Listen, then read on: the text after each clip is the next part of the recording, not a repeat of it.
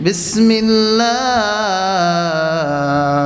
الرحمن الرحيم ولو أنهم إذ ظلموا أنفسهم جاءوك فاستغفروا الله واستغفر لهم الرسول لوجدوا الله توابا رحيما صدق الله العظيم وصدق رسوله النبي الحبيب الكريم ونحن على ذلك من الشاهدين والشاكرين والحمد لله رب العالمين وقال تعالى في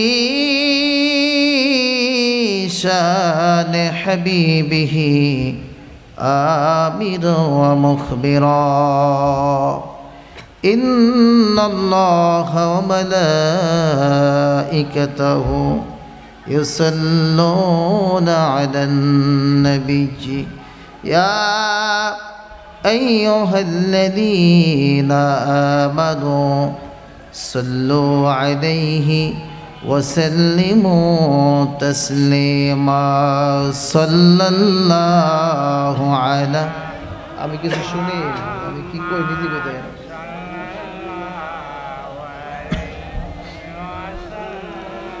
صلى الله على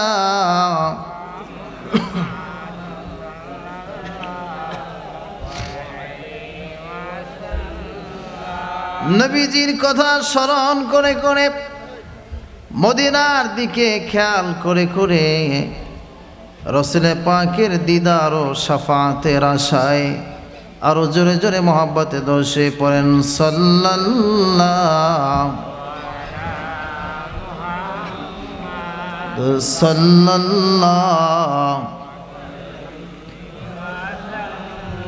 সাল্লাল্লাহু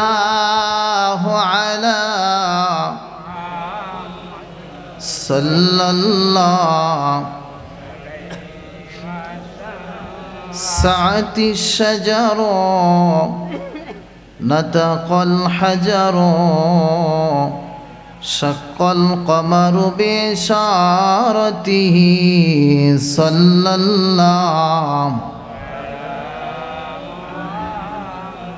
صلى الله عليه صلى الله على صلى الله عليه فمحمدنا هو سيدنا فالعز لنا لإذابته صلى الله عليه صلى الله صلى الله على صلى الله عليه একটু মহব্বতে জিকির করুন লা ইলাহা উচ্চ আওয়াজে সকলে মিলে একসাথে লা ইলাহা ইল্লাল্লাহু লা ইলাহা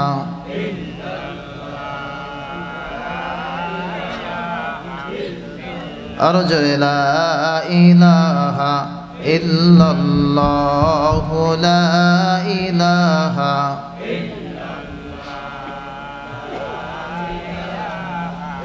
ভালোবাসো নবীকে নবীর দেখা পাইবে ওরে ভালোবাসো নবীকে নবীর দেখা পাইবে নবীর দেখা পাইলে দোজখ হারাম হইবে লা ইলাহা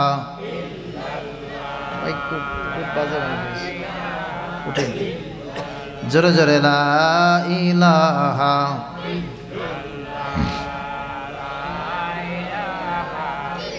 নামাজ রোজা সাইর না, মা বাবাকে ভুইল না। বলেন নামাজ রোজা,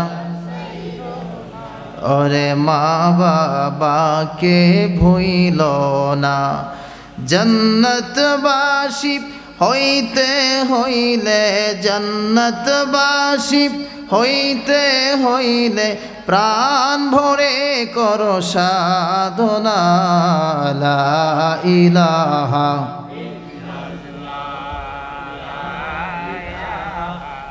জোরে জোরে লা ইলাহা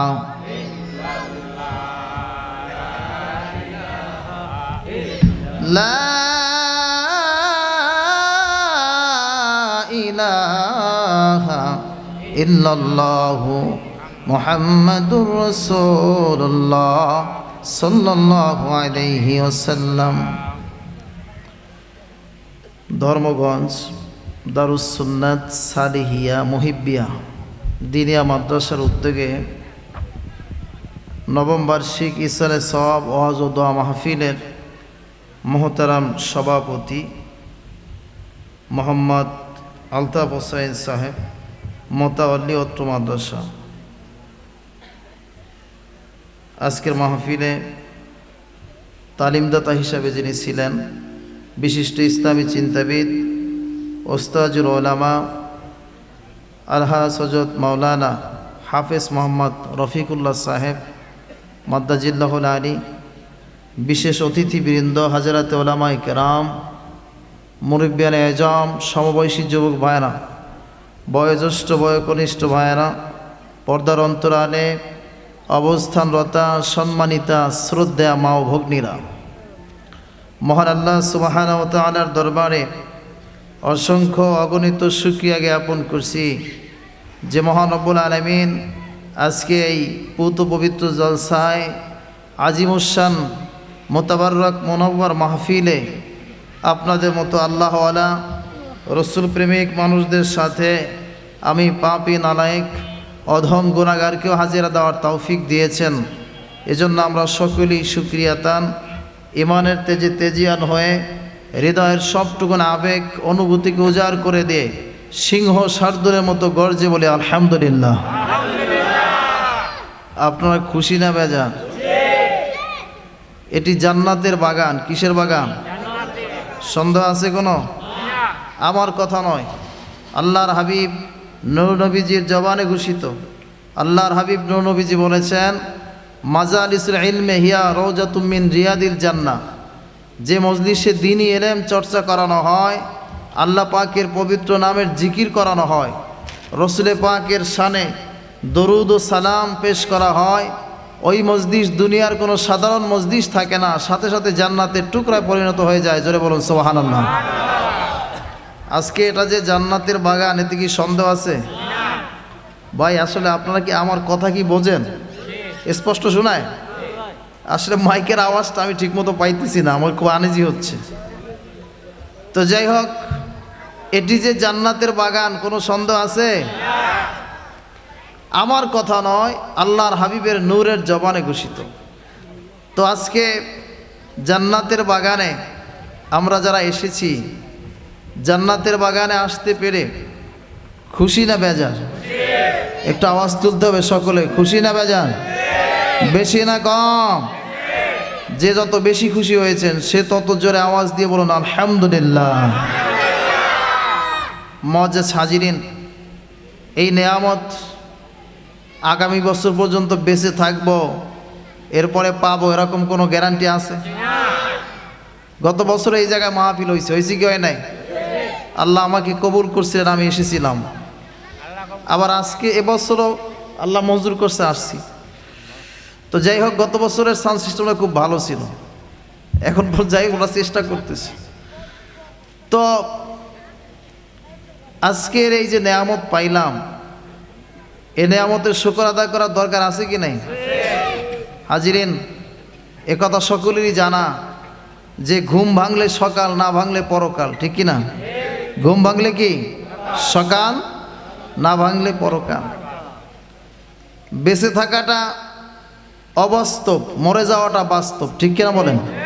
বেঁচে থাকা কি অবাস্তব, এখনো বেঁচে আছি এটা আল্লাহর দয়া, ঠিক কিনা?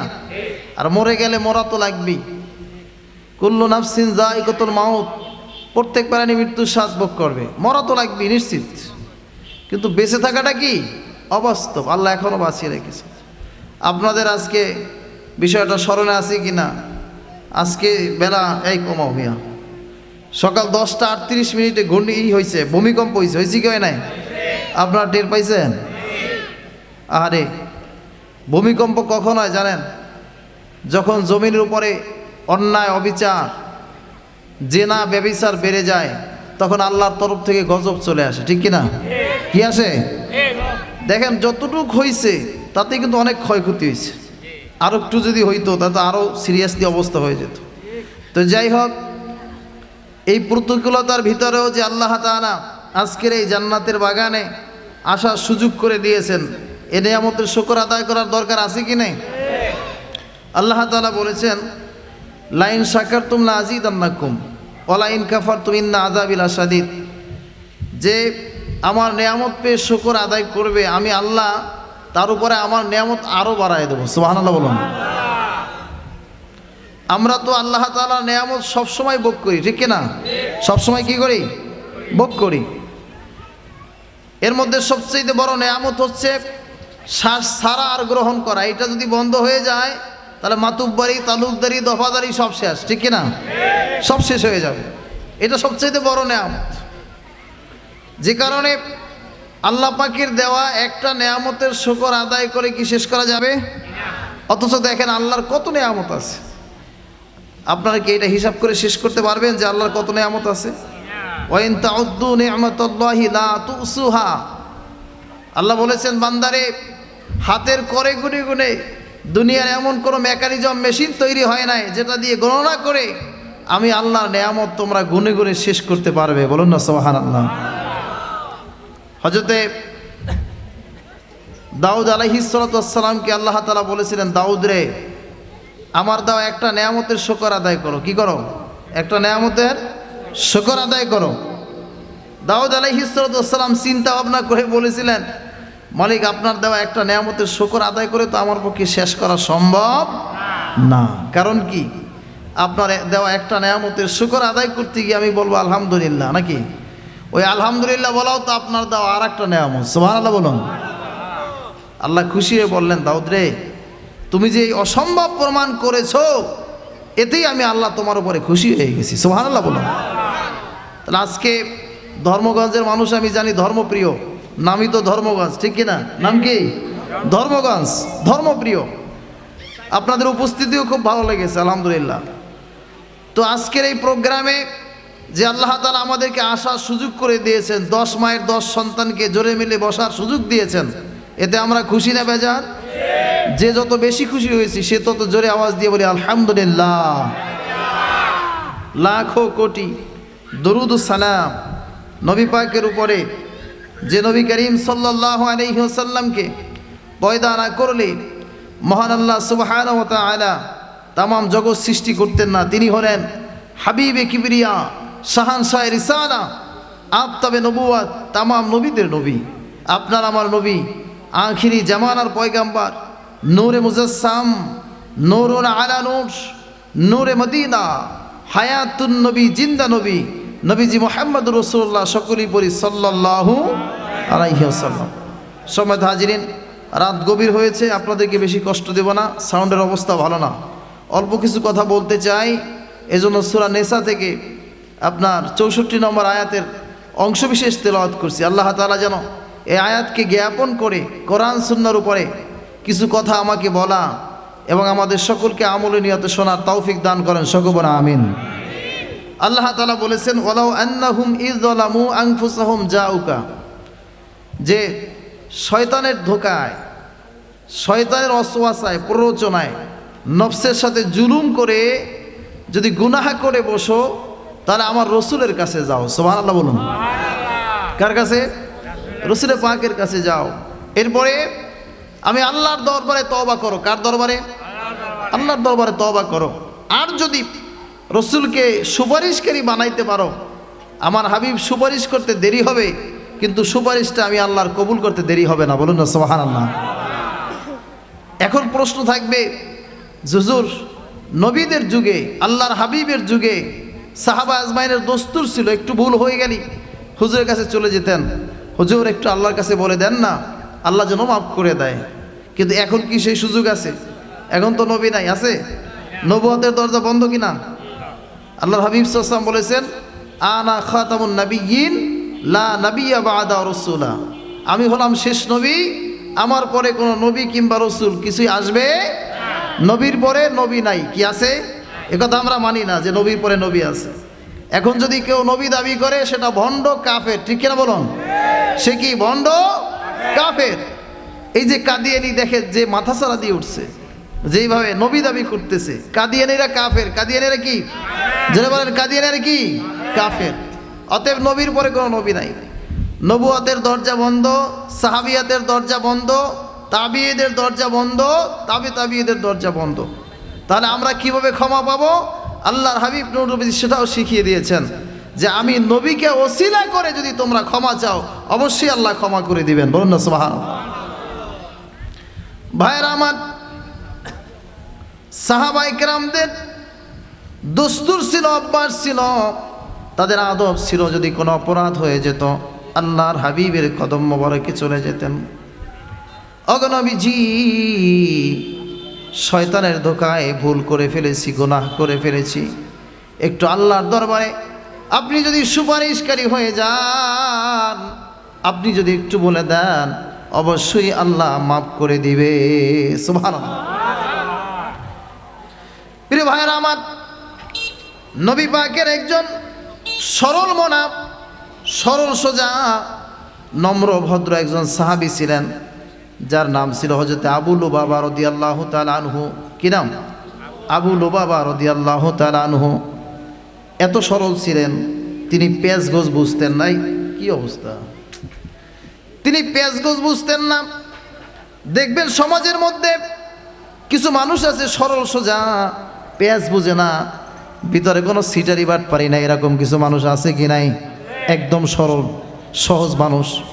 নবীর সাহাবীদের মধ্যে ওই সাহাবী খুব সরল ছিলেন, সরলপনা ছিলেন। আল্লাহর হাবিব একবার তিনি সাহাবায়ে কেরামদেরকে লক্ষ্য করে বললেন, সাহাবীরা, আমার যে সামনে গোপন পরিকল্পনা কি, এইটা কাফেরদের কাছে প্রকাশ করবা না, বলবা না, যে গোপন পরিকল্পনা কি এটা বলবা না। প্রিয় ভাইরা আমার, কাফের বেঈমানেরা তারাও বুঝতে পেরেছেন যে তো নবীজি নিষেধ করেছেন, সাহাবা আজমাইন বলবে না, এই জন্য তারা এই সরল সোজা সাহাবীকে টার্গেট করলেন।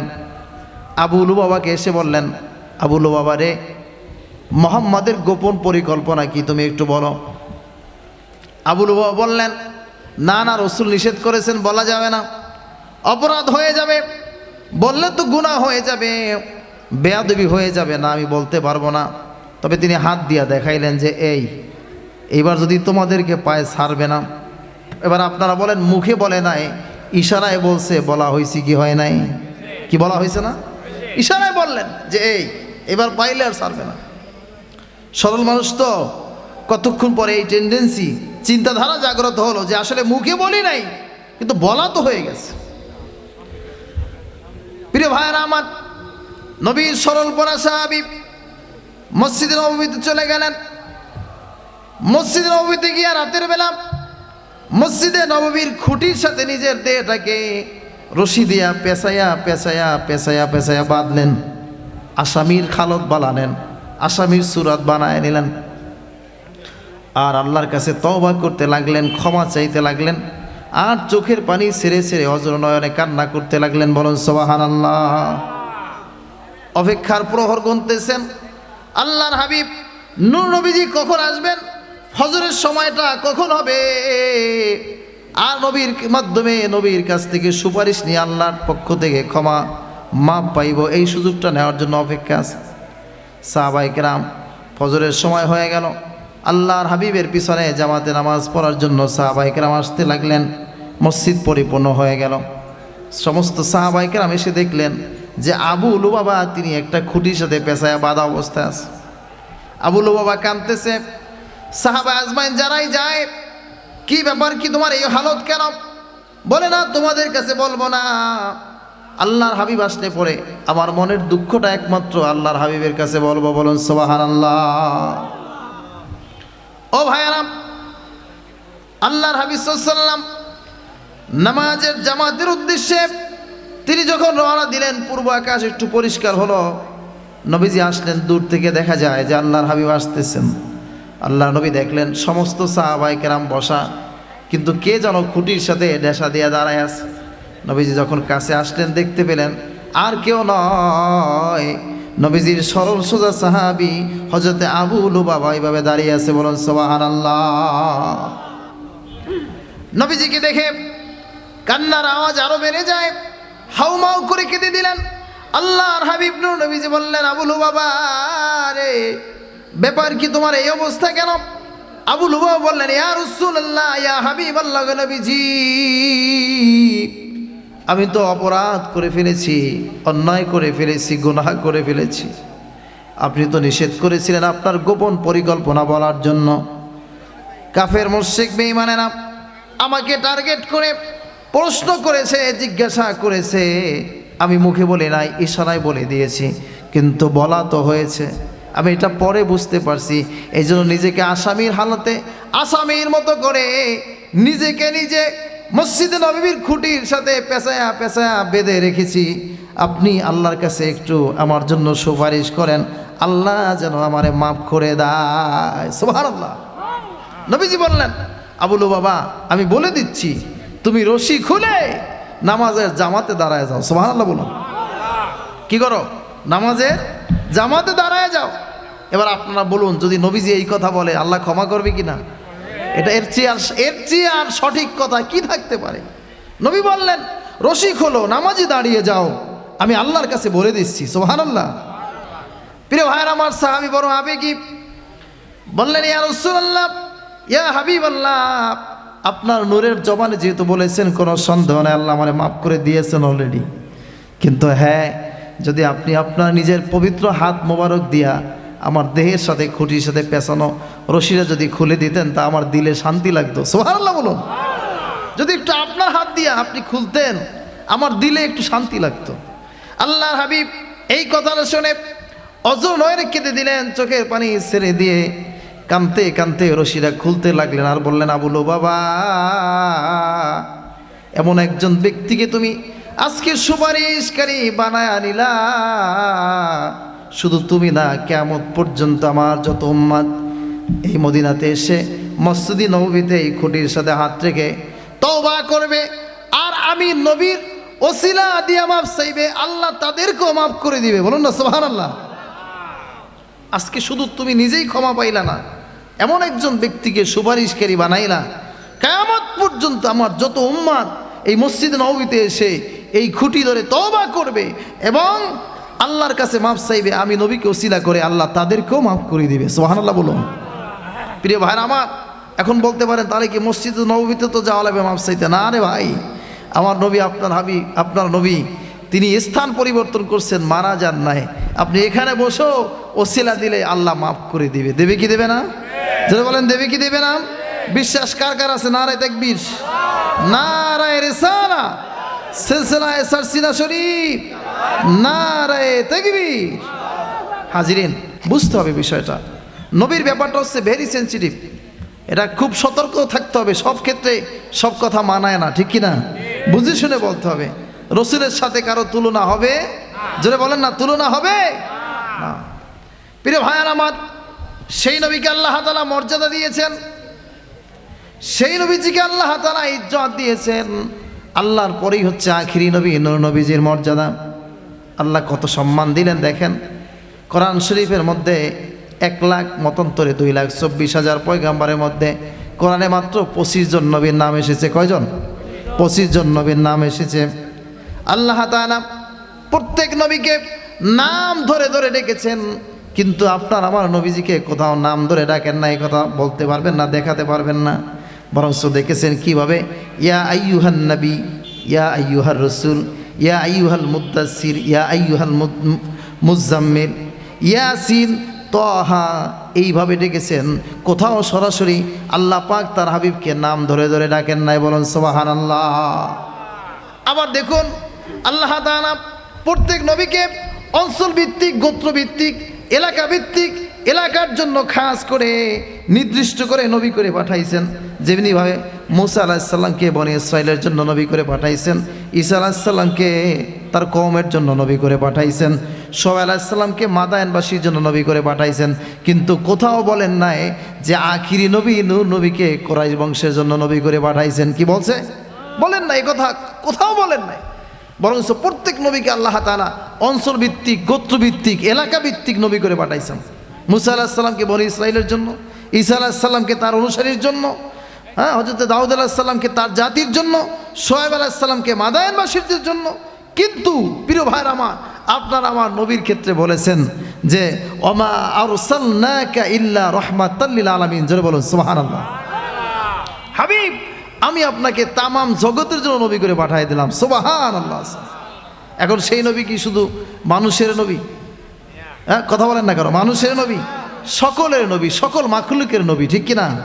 সেই নবী কি সকল মাখলুকের নবী, শুধু মানুষের নবী না।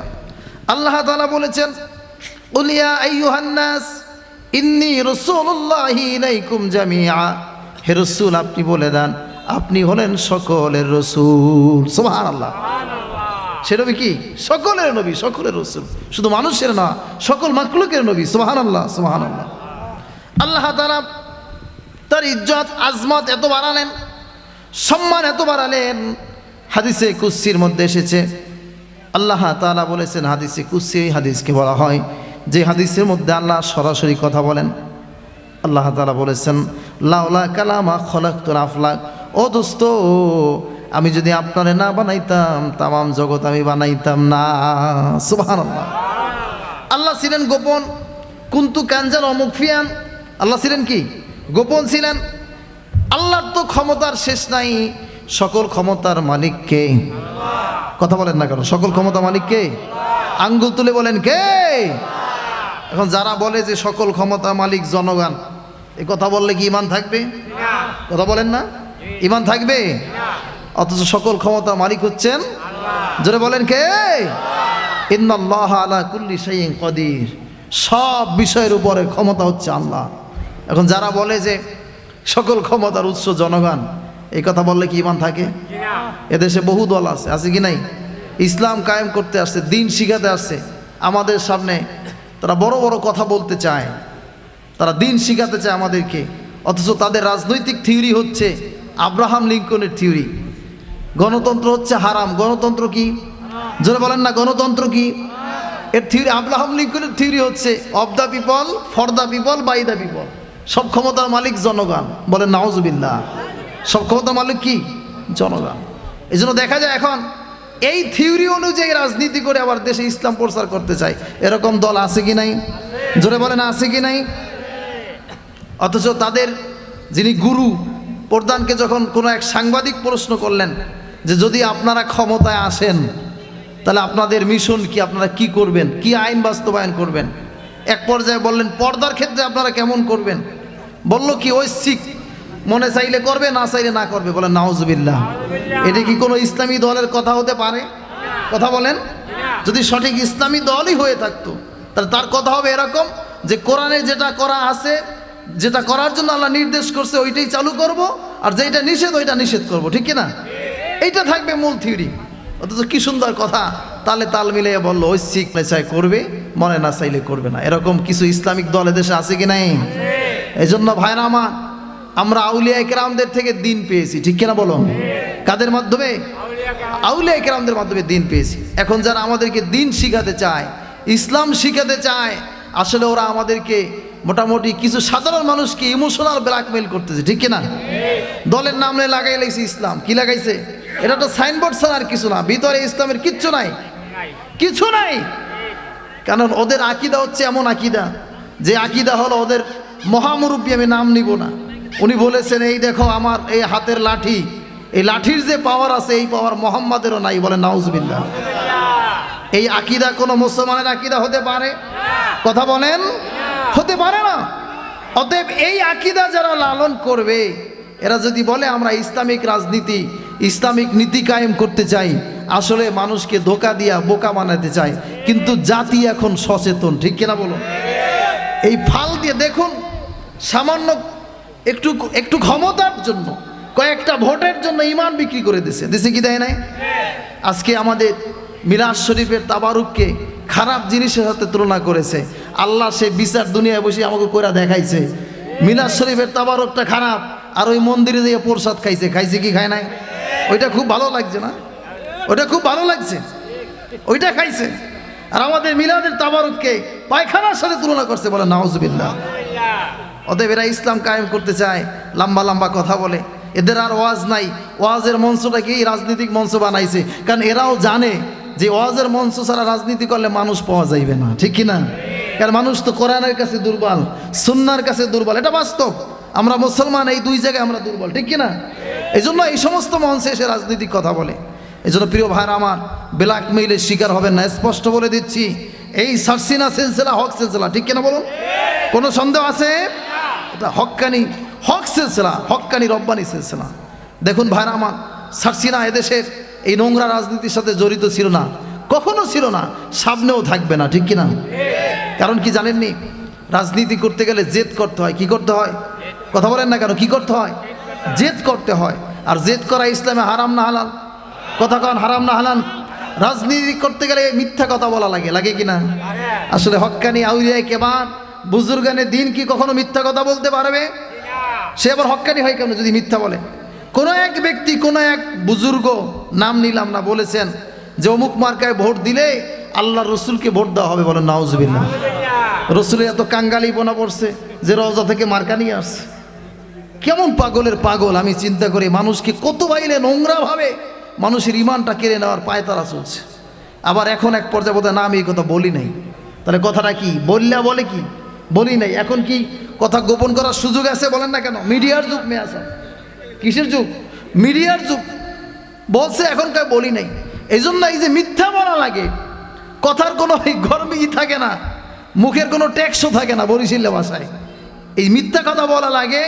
এই নোংরা গণতান্ত্রিক হারাম রাজনীতির সাথে সারসিনা শরীফ সম্পৃক্ত নয়, ঠিক কিনা?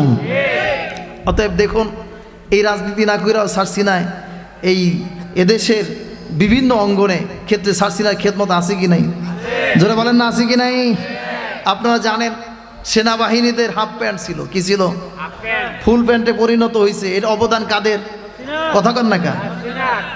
মাথায় ছিল টিকলি, টিকলির পরিবর্তে টুপি উঠাইছে কারা? এতে কয়টা ককটেল ফাটান লাগছে আমাকে রাস্তায় যাইয়া? কয়জনের মাথায় বাড়ি দেওয়া লাগছে? এই জন্য বিভ্রান্ত হবেন না। এই দিনিয়া মাদ্রাসাগুলি হচ্ছে এক একটা মাদ্রাসা হচ্ছে এক একটা সিরাজ, এক একটা বাতি, এক একটা আলো, ঠিক কিনা বলুন? এই দিনিয়া মাদ্রাসা থেকে সারসিনার জ্ঞান আসে কি আসে না? খেয়াল রাখবেন, বুঝবেন এগুলি। এখন আর ধোকা দিয়া বোকা বানাবোর যুগ নাই, আসেনি? পুঁটি মাছ ফাল দেয় বেশি, লাফায় বেশি। কথা কন না? পুঁটি মাছ কি করে? লাফায় বেশি। তো এখন বর্তমানে কিছু লোক লাফানোর কারণে মনে করছে ক্ষমতা মনে হয় সব পাইয়ে গেছে, 300 মনে হয় 372 সিট পাইয়ে গেছি। ভুলে আছে। কিসে আছে? কথা বলেন না কেন? কিসে আছে? বলেছে। এই জন্য বলছি ভাই, ইমানটাকে তাজা করতে হবে, মজবুত করতে হবে। শেষ জামানা তো, এরকম মুসিবত আসবে। কেবল শুরু হয়েছে। কেবল কি শুরু হয়েছে? ভেঙে পড়বেন না। আউলিয়া একেবার হক্কানি অলিরা এখনো জিন্দা আছে কি নাই? কথা বলেন না কেন? আছে। প্রিয় ভাইরা আমার, নবীদের দরজা বন্ধ হয়ে গেছে। নবুয়তের দরজা কি বন্ধ? সাহাবিয়াতের দরজা বন্ধ, তাবিঈনদের দরজা বন্ধ, তাবিঈনদের দরজা বন্ধ। কিন্তু বেলায়েতের দরজা কিয়ামত পর্যন্ত খোলা আছে, ঠিক কিনা বলুন? আছে কি নাই? আছে। এদেশে আল্লাহওয়ালা পীর বুজুর্গ এখনো আছে। এজন্য ভাইরা আমার, আউলিয়া কিরামদের শানে আল্লাহ তাআলা বলছেন, আলা ইন্না আউলিয়া আল্লাহি লা খাউফুন আলাইহিম ওয়া লা হুম ইয়াহসানুন। বলুন না সুবহানাল্লাহ। কত চমৎকার কথা বলেছেন। আলা, সাবধান করে দিয়েছেন, সাবধান। ইন্না হরফে মুসাব্বা বিল ফিল, নিশ্চয়ই যারা আল্লাহর মাহবুব বান্দা তাদের দুনিয়ায় কোনো ভয় নাই, আখিরাতেও কোনো ভয় নাই, চিন্তা নাই। জোরে বলুন না সুবহানাল্লাহ। এখন এদেশে আমরা জানি অলি দুই প্রকার। অলি কয় প্রকার? কথা কন না কা? অলি কয় প্রকার? দুই প্রকার, আউলিয়া হুমুর রহমান আর হচ্ছে আউলিয়া হুমুর তগুত।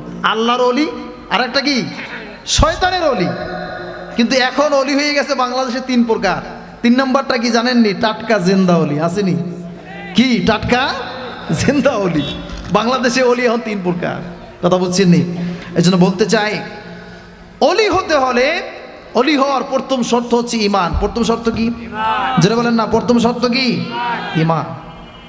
ইমানের মূল শর্ত হচ্ছে তিনটা। কয়টা? তিনটা। এক নম্বর হচ্ছে ইকরার বিল লিসান, জবানে উচ্চারণ করা, মুখে কি স্বীকার করা। দ্বিতীয় নম্বর হচ্ছে তাসদিক বিল জিনান, অন্তরে বিশ্বাস করা।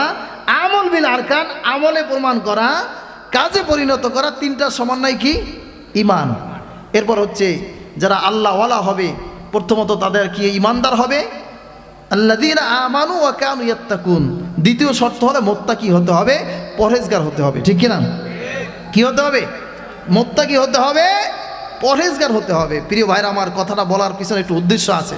সেটা হলো এই, যারা হক্কানি ওলি তাদের ভিতরে তাকওয়া আছে কি নাই? কথা বলেন না কা? আর আমাদের তাকা হলো পাইলি পকেটে নেই। ঠিক কি না? যাচাই বাছাই করি না, পাইলে কি করি? পকেটে নেই। যাচাই বাছাই করি না, পাইছি তো পাইছি। কিন্তু যারা হক্কানি আল্লাহওয়ালা, তারা খাইলেই পাইতেন কিন্তু পাইলেই খাইতেন না। ঠিক কিনা?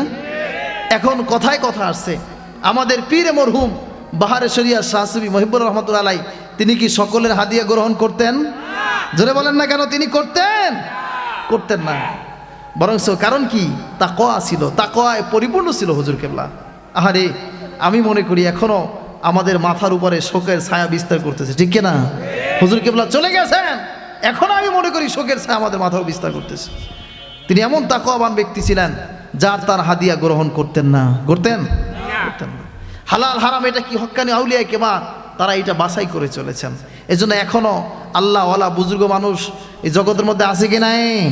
যারাই আজকে ইসলামের নাম দিয়ে তমাশা করতেছে, আপনাদেরকে ধোঁকা দিচ্ছে, বিভ্রান্ত হবেন না। আল্লাহর ওলিরা এখনো এই যুগের মধ্যে আছে। আছে কি নাই? বিভ্রান্ত হবেন না। তো যাই হোক, বলতেছিলাম যে আল্লাহ তাআলা তার হাবিবকে সম্মান দিয়েছেন, ইজ্জত দিয়েছেন। কত ইজ্জত দিলেন! প্রত্যেক নবীকে নাম ধরে ধরে ডেকেছেন, প্রত্যেক নবীকে অঞ্চল ভিত্তিক করে পাঠাইছেন।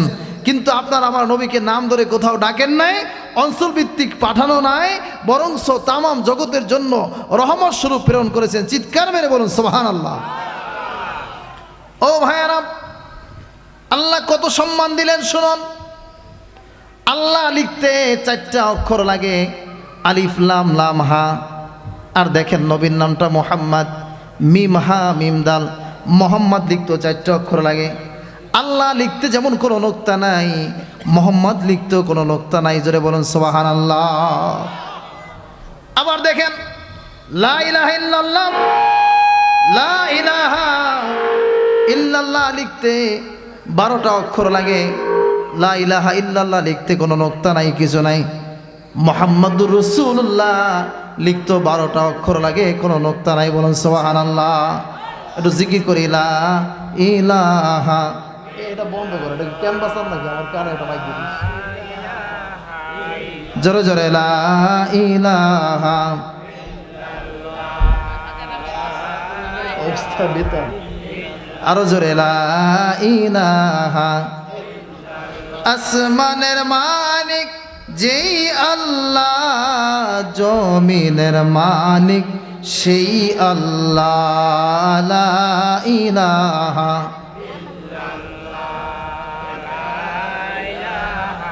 আরো জোরে, লা ইলাহা। হায়াতের মালিক যেই আল্লাহ, মওয়াতের মালিক সেই আল্লাহ। লা ইলাহা।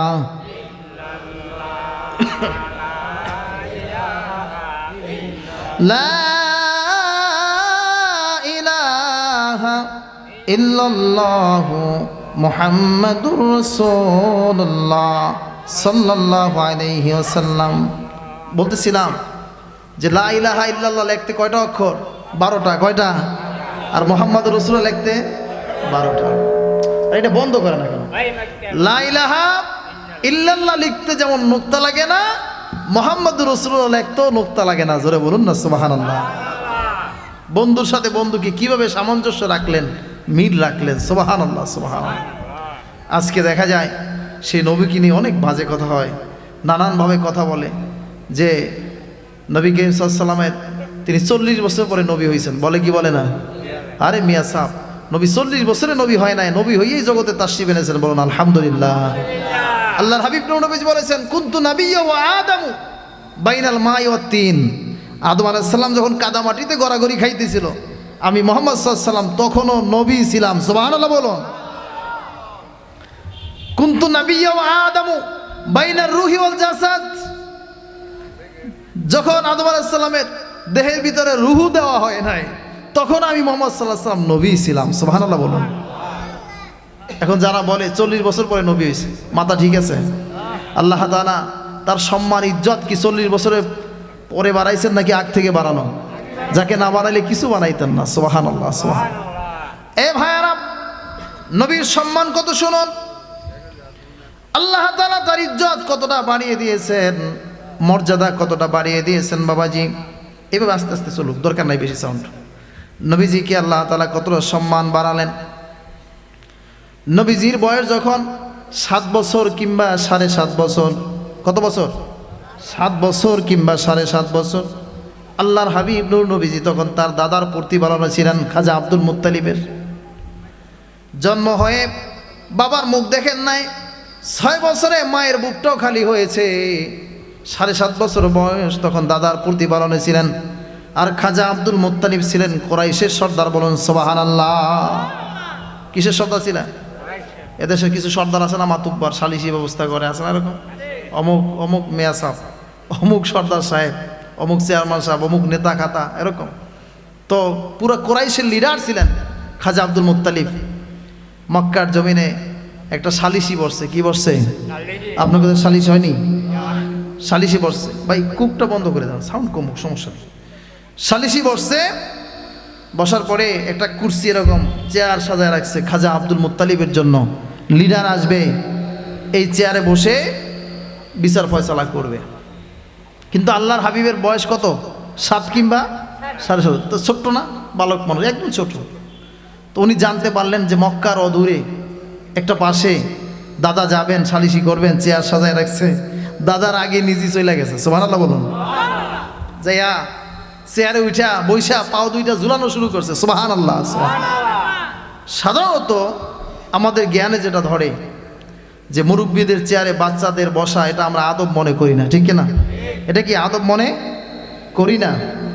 এখন বাদী বিবাদী কেউই মানতে পারতেছে না যে ছোট্ট মানুষ খাজা আব্দুল মুত্তালিব কুরাইশের সর্দার, ওনার চেয়ারে বসছে, বিষয়টা কেমন? খুব টেনশন ফিল করতেছে। আবার নামাই তো পারে না, কারণ যে চেয়ারে বসছে, যার চেয়ারে, তাই তো নাতি। সুবহানাল্লাহ বলুন। যদি নামাইয়ে দেয়, তাই যদি আইসা আবার খাজা আব্দুল মুত্তালিব ধমক দেয়, তো টেনশনের মধ্যে আছে, টেনশন ফিল করতেছে। বন্ধুরা, খাজা আব্দুল মুত্তালিব সালিশি বিচার ফয়সালার উদ্দেশ্যে যখন রওনা দিলেন, কাছাকাছি যখন আসলেন ওই মজলিসের কাছে, অর্থাৎ মজলিসের বাদী বিবাদী উভয় পক্ষ যখন খাজা আব্দুল মুত্তালিবের চেহারাটা স্পষ্ট দেখতেছেন, তিনিও দেখতে পাইতেছেন। বাদী বিবাদী উভয় পক্ষ ভয়ে কাঁপতেছে, আজকে কি না জানি কি হয়ে যায়। লিডারের চেয়ারে ছোট্ট মানুষ বসছে, এটা আদবের খেলাপ। তারা খুব টেনশন ফিল করতে লাগলেন। কিন্তু যখন খাজা আব্দুল মুত্তালিবের চেহারাটা স্পষ্ট দেখা যায়, তখন দেখলেন খাজা আব্দুল মুত্তালিব মুস্কি মুস্কি হাসতে হাসতে আসতেছে। বলুন সুবহানাল্লাহ। কেমনে আসতেছে? মুস্কি মুস্কি হাসতে হাসতে আসতেছে। সুবহানাল্লাহ, সুবহানাল্লাহ। আমার ভাইরা, খাজা আব্দুল মুত্তালিব হাসতে হাসতে আসতে লাগলেন। এসে যখন দেখলেন নাতি চেয়ারে বসা, নাতিকে চেয়ারে বসা দেখে খাজা আব্দুল মুত্তালিব জমিনের মধ্যে হামাগুড়ি দিয়ে বৈশা গেছে, চিৎকার মেরে। বলুন সুবহানাল্লাহ। মক্কার জমিনে একটা হয় হুল্লার পড়ে গেল। বাদী বিবাদী একটা চিৎকার দিয়ে উঠছে, লিডার এটা আপনি কি করলেন? এটা আপনি কি করলেন? আমরা তো খুব টেনশন ছিলাম, চিন্তাগ্রস্ত ছিলাম। ছোট্ট মানুষ আপনার চেয়ারে বসছে, এটা আদব মনে করি নাই। আবার চেয়ার থেকে নামাই তো পারি না, কারণ আপনারই তো আদরের নাতি, সুবহানাল্লাহ বলুন। কিন্তু আপনি এইটা কি করলেন? কাছাকাছি আসলেন, নাতিকে বসা দেখে মুস্কি মুস্কি হাসলেন, আবার যখন কুরসি চেয়ারের কাছে আসলেন নিজে জমিনের মধ্যে হামাগুড়ি দিয়ে বৈশা গেলেন। কি করলেন? হামাগুড়ি দিয়ে বৈশা গেলেন। ব্যাপার তো কিছুই বুঝলাম না। আমার ভাইরা, খাজা আব্দুল মুত্তালিব একটা চিৎকার দিয়ে বললেন, মক্কার লোকেরা শোনো রে, আমার নাতি ছোট হতে পারে কিন্তু আল্লাহর দরবারে তার মর্যাদা হচ্ছে আমার চাইতে কোটি কোটি গুণ বেশি। বলুন সুবহানাল্লাহ। ইউস্তিসকাল গমামা বিওয়াজহি, যার চেহারার বরকতে আসমান থেকে বৃষ্টির ফয়সালা হয়, যার চেহারার দোহাই দিলে আসমান থেকে আল্লাহ বৃষ্টি নাজিল করেন, ওই মানুষটা ছোট হতে পারে কিন্তু আল্লাহ তার মর্যাদা এত বাড়িয়ে দিয়েছেন, মানুষটা ছোট হতে পারে রে, কিন্তু তার সামনে আমি আব্দুল মুত্তালিব চেয়ারে বসার সাহস রাখি না। আরো জোরে বলুন না সুবহানাল্লাহ। নবীর মর্যাদা কি 40 বছরের পরে বাড়াইছে না আগে বাড়াইছে? কথা কন না কে? পরে না আগে? সম্মান দিয়েছেন কে? আল্লাহ তাআলা বলেছেন, ওয়ারাফা'না লাকা যিকরাক, হাবিব আমি আপনার সম্মানকে ছড়িয়ে দিয়েছি, মর্যাদাকে ইজ্জতকে বুলন্দ করে দিয়েছি। ইদা যুকিরতু যুকিরতা মাই, আমার জিকির যেখানে হবে আপনি নবীর জিকির সেখানে হবে। বলুন সুবহানাল্লাহ। আল্লাহর জিকির যেখানে নবীর জিকির সেখানে, ঠিক কিনা? আজানের ভিতরে আল্লাহ নাম আছে, নবী নাম আছে কি নাই? একামতের ভিতরে আল্লাহ নাম আছে, নবী নাম আছে কি নাই? প্রিয় ভাই আমার, আল্লাহর নাম যেখানে নবীর নাম সেখানে। সুবহানাল্লাহ সুবহানাল্লাহ। আল্লাহর প্রশংসা যেখানে নবীর প্রশংসা সেখানে, আল্লাহর জিকির যেখানে নবীর জিকির সেখানে। সুবহানাল্লাহ বলুন। প্রিয় ভাই আমার, এজন্য বলতে চাই যে নবীর সম্মান বাড়িয়ে দিয়েছেন আল্লাহ। সুবহানাল্লাহ সুবহানাল্লাহ। আমার ভাইয়ারা, কত সম্মান তার! দেখুন, আমাদের জাতির পিতা হচ্ছেন নবী সাইয়েদনা ইব্রাহিম আলাইহিস সালাতু ওয়াস সালাম। জাতির পিতার নাম কি? কথা কয় না? ভয় আসেনি? কোনো ভয় আছে জাতির পিতার নাম বলতে? ভয় আসেনি? আল্লাহ তাআলা সূরা হজের মধ্যে বলেছেন, মিল্লাত আবিকুম ইব্রাহিমা ওয়া সাম্মাকুমুল মুসলিমিন। বলুন না সুবহানাল্লাহ।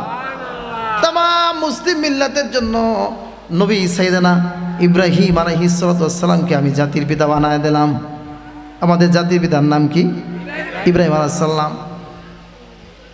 তামাম মুসলিম মিল্লাতের জাতির পিতা হচ্ছে ইব্রাহিম আলাইহিস সালাম। ইব্রাহিম নবীর উপাধি ছিল, ডিজিগনেশন ছিল খলিলুল্লাহ, আল্লাহর বন্ধু। কি ছিল? যেটা বলেন না, কি ছিল? আল্লাহর বন্ধু। খলিলুল্লাহ অর্থ কি? আল্লাহর বন্ধু। আর আপনার আমার নবীর নাম ডিজিগনেশন হচ্ছে হাবিবুল্লাহ। হাবিবুল্লাহ শব্দের অর্থ হচ্ছে আল্লাহর বন্ধু। যেটা বলেন না সুবহানাল্লাহ। উপাধি এক, অর্থ এক, কিন্তু মর্যাদার দিক দিয়া আসমান আর জমিন পার্থক্য। জোরে বলুন না সুবহানাল্লাহ। খুলনা আসছে, খলিল আসছে খুলনা থেকে, মানে আলখেল্লা। এই যে ঢিলা ঢালা পোশাক আমরা পরি, এটাকে মুরব্বীরা বলে আলখেল্লা। এই জন্য ভাইরা আমার, ইব্রাহিম নবীর সম্পর্ক হচ্ছে আল্লাহর কুদরতি পোশাকের সাথে। বলুন সুবহানাল্লাহ। আর আপনার আমার নবীর ডিজিগনেশন উপাধি হচ্ছে হাবিবুল্লাহ, মানে আল্লাহর বন্ধু। হাবিবুল্লাহ ওই বন্ধুকে বলা হয় যার সম্পর্ক হচ্ছে আল্লাহ পাকের কুদরতি কলিজার সাথে। বলুন সুবহানাল্লাহ। কিসের সাথে? আল্লাহর কুদরতি কলিজার সাথে। এজন্য যদিও ডিজিগনেশন উপাধি এক, কিন্তু সম্মান আর মর্যাদার দিক দিয়া পার্থক্য হচ্ছে আসমান আর জমিন। বলুন না সুবহানাল্লাহ। এই সম্মান কে দিয়েছে? আল্লাহ দিয়েছে। এজন্য ভাইরা আমার, আপনাদের খেদমতে বিনয়ের সাথে আরজ করতে চাই, ওই নবীর সুপারিশ আমরা পাইতে চাই কি চাই না? নবীর সুপারিশ লাগবে কি লাগবে না? কে কে চাই নবীর সুপারিশ?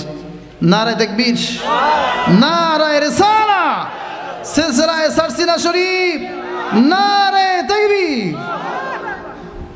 নবী ছাড়া হাসরের ময়দানে আর কোনো উপায় নাই। কথা বলেন না, কোনো উপায়। দুনিয়া আর কেউ সুপারিশ করতে পারবে না। পারবে? বাবা পারবে না, মা পারবে না, ভাই পারবে না, উস্তাদ পারবে না, কেউ পারবে না। একমাত্র সুপারিশ করার ক্ষমতা কার আছে? নবীর আছে। সাউন্ড আবার আউলে লেখা, একটু জিকির করে লা ইলাহা, আবার আউলে গেল, জোরে জোরে লা ইলাহা,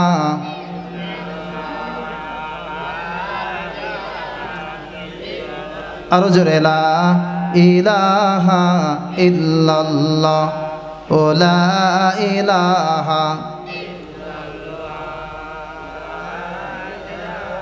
আরো জোরে লা ইলাহা ইল্লাল্লাহ লা। ফেরাউন বলে আসিয়ারে মুসার কালিমা দাও গো সেরে, ফেরাউন বলে আসিয়ারে মুসার কালিমা দাও গো সেরে। আসিয়া বলে ও ফেরাউন জীবন গেলে ও সারবনা রে লা ইলাহা,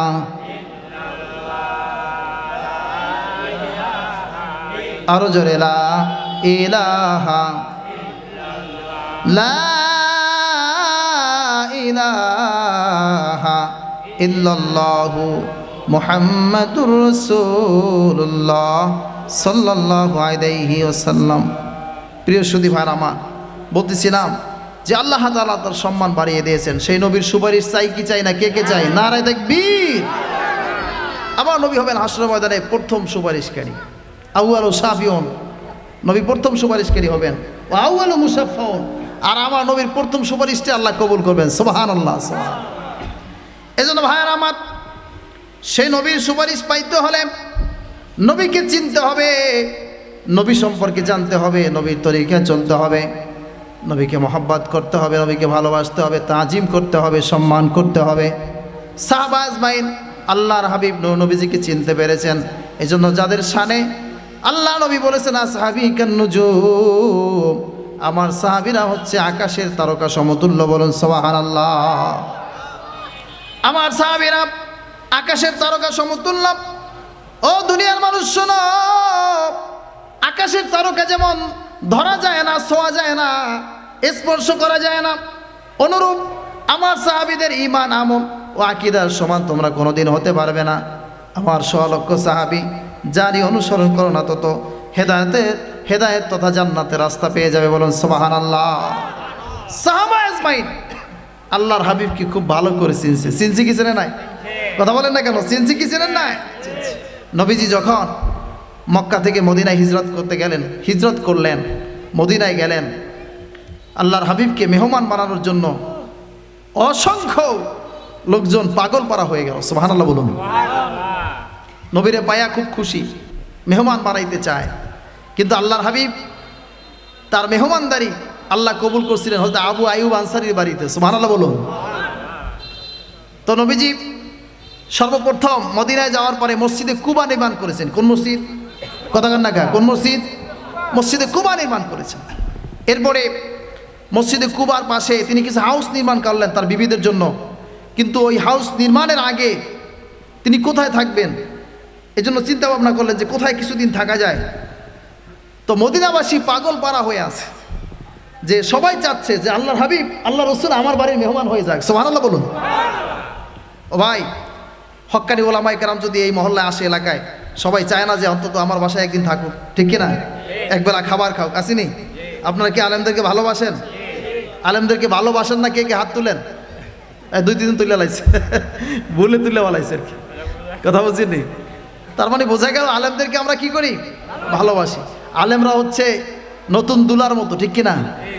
ও ভাই, একটু শুনলে অবাক হবে, এই আলেমদের দোয়ার কারণে আল্লাহ তাআলা আসমান থেকে মাখলুকদের জন্য রিজিকের ফয়সালা করে থাকেন। সুবহানাল্লাহ বলুন। আজকে দেখা যায় ওলামায়ে কেরামদেরকে মানুষ ধিক্কার দেয়, গালমন্দ করে, গালি দেয়, এরকম কিছু ভাই আছে কি নাই? অথচ দেখেন আলেমদের মর্যাদা কত। রাসূল বলেছেন যে লক্ষ তারকার ভিতরে একটা চাঁদের যেমন মর্যাদা, হাজারো আবেদের চাইতে ওই চাঁদের মতো একজন আলেমের সম্মান। সুবহানাল্লাহ বলুন। এজন্য রাসূলের কথা হচ্ছে কোন আলেমান, তুমি আলেম হও, অথবা মুতাআল্লিমান, তুমি আলেমের ছাত্র হয়ে যাও। যদি তাও না পারো, আও মুস্তামিয়ান, আলেমের কথা শোনো, তবে বেয়াদবি করো না। যদি তাও না পারো, আও মুহিব্বান, আলেমকে ভালোবাসো, তবে 4-এর বেশি 5 নাম্বার হইও না, তাইলে কিন্তু বিপদ। এই 4-এর ভিতরে থাকো। আলেমদেরকে ভালোবাসার দরকার আছে কি নাই? কথা বলেন না, আছে কি নাই? প্রিয় ভাই আমার, হাদিসে মোবারকায় পাওয়া যায়, যদি কোনো মহল্লায়, কোনো এলাকায় যদি কোনো হক্কানি আলেম যদি হেঁটে যায়, ওই আলেমের কদমধুলির ইজ্জতে, ওই হক্কানি পীর বুজুর্গর কদমধুলির সম্মানে আল্লাহ তাআলা এলাকাবাসীর কবরে আযাব, মুর্দেগণের কবরে আযাব 40 দিনের জন্য বন্ধ করে দেয়। চিৎকার মেরে বলুন সুবহানাল্লাহ। আপনারা আলেমদেরকে ভালোবাসবেন তো? আজকের বর্তমান সময় ইমামরা খুব অবহেলিত, ঠিক কিনা? ইমামরা কি অবহেলিত? ইমামদের দোষ সব জায়গায়। ইমামরা যদি একটু জোরে হাঁটে, তাহলে সাধারণ মানুষ কি কয় জানেননি? হুজুরের দাওয়াত আছে জানি কয়টা, আজকে দাওয়াত আছে জানি কয়টা। আর যদি আস্তে আস্তে হাঁটে, কয় খাইছে জোলাল খাওয়া, মরণ্যে খাওয়া খাইছে, পাইছে হুজুরে, না হাঁটতে পারে না। ইমামদের সব জায়গায় দোষ। বাবাজি খবরদার, এই বেয়াদবি করা যাবে না। ইমাম কে? ইমাম তো ছিলেন আমার রসুল, ঠিক কিনা? ইমামুল মুরসালিন, সকল রসুলদের ইমাম ছিলেন। সেই জায়গায় স্থলাভিষিক্ত একজন ইমাম। এই ইমামরা হলেন রসুলের উত্তরসূরি, ঠিক কিনা? মুয়াজ্জিনকে বেলালের উত্তরসূরি। কাজে বাজে মন্তব্য করবেন কেন? ভালোবাসবেন, ওলামায়ে কেরামদেরকে মহব্বত করবেন, শ্রদ্ধা করবেন, রেসপেক্ট করবেন, সম্মান করবেন। একজন সাধারণ মানুষের সারা রাতের নফল ইবাদত আর একজন আলেমের ঘুম ওই নফল ইবাদতের চাইতে উত্তম। বলুন না সুবহানাল্লাহ। তো যাই হোক, বলতেছিলাম যে একজন ভালো আলেম যদি এলাকায় আসে, তাই সবাই চাইবে না হুজুর আজকে আপনি আমার বাড়িতে থাকেন, আপনি আমার বাড়িতে থাকেন। এটা আলেমের ক্ষেত্রে। আর যিনি মক্কা থেকে মদিনা হিজরত করলেন, তিনি তো হলেন দোজাহানের বাদশাহ, আল্লাহর পেয়ারা হাবিব, ঠিক কিনা? রসুলকে পাওয়ার পরে মদিনাবাসী চাইলো যে হুজুর আমার বাড়িতে থাকবেন। অমুকে বলতো হুজুর আমার বাড়িতে থাকবেন, অমুকে বলতেছে আমি হুজুরকে নিয়ে যাব। তো আল্লাহ তাআলার ফয়সালা হলো যে আল্লাহ তাআলা সিদ্ধান্ত দিলেন যে আল্লাহর হাবিব নূর নবীজি উটের পিঠে চড়বেন। কিসে চড়বেন? আল্লাহর নির্দেশ অনুযায়ী উট চলতে থাকবে।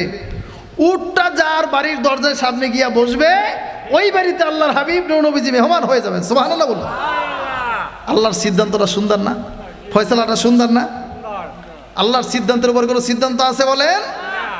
আল্লাহ যখন সিদ্ধান্ত দিলেন, আল্লাহর হাবিব নূর নবীজি উটনির পিঠে চললেন। কিসে চললেন?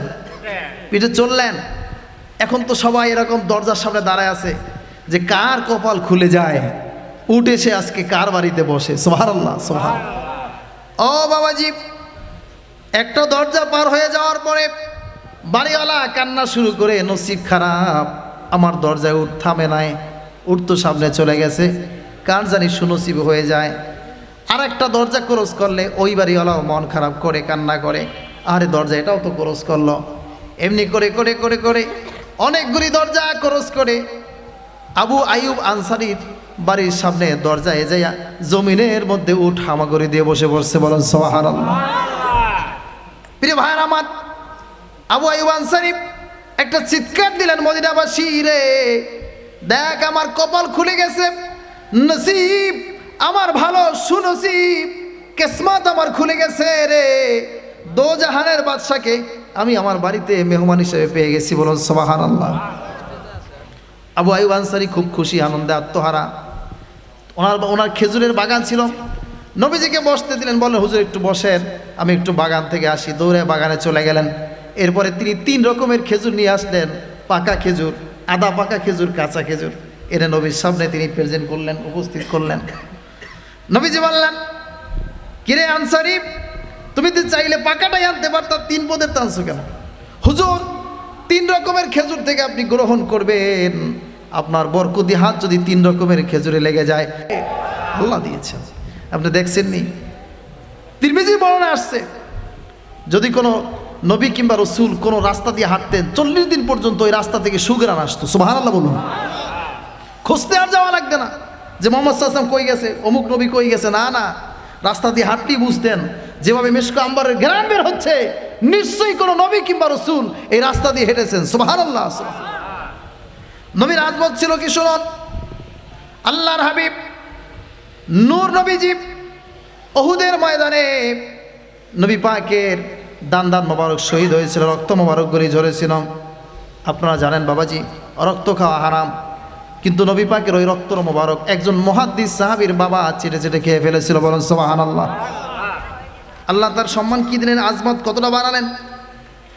মুহাদ্দিস সাহাবী হযরত আবু সাঈদ খুদরি রাদিয়াল্লাহু তাআলা আনহুর বাবা মালিক বিন সানানা ওই উহুদে লেগে থাকা রক্তটা চেটে চেটে পান করে ফেলেছেন।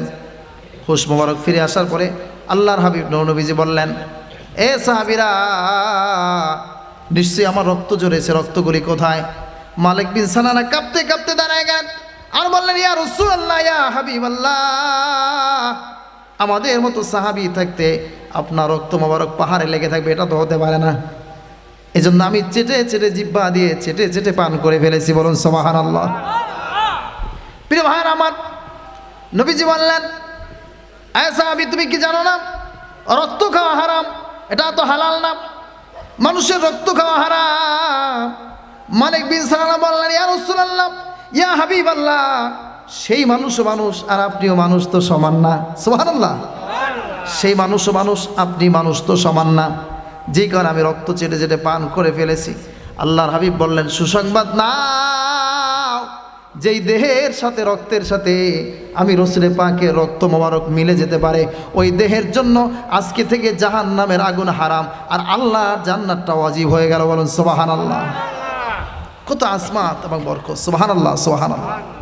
তো প্রিয় ভাইরা আমার, আবু আইয়ুব আনসারী বললেন, হুজুর, আপনি যেইটা হাত দিবেন, সেটা হোক কাঁচা, হোক পাকা, হোক আধা পাকা, যেইটা হাত দিবেন ওইটাই বরকত হয়ে যাবে। সুবহানাল্লাহ। হুজুর গ্রহণ করলেন।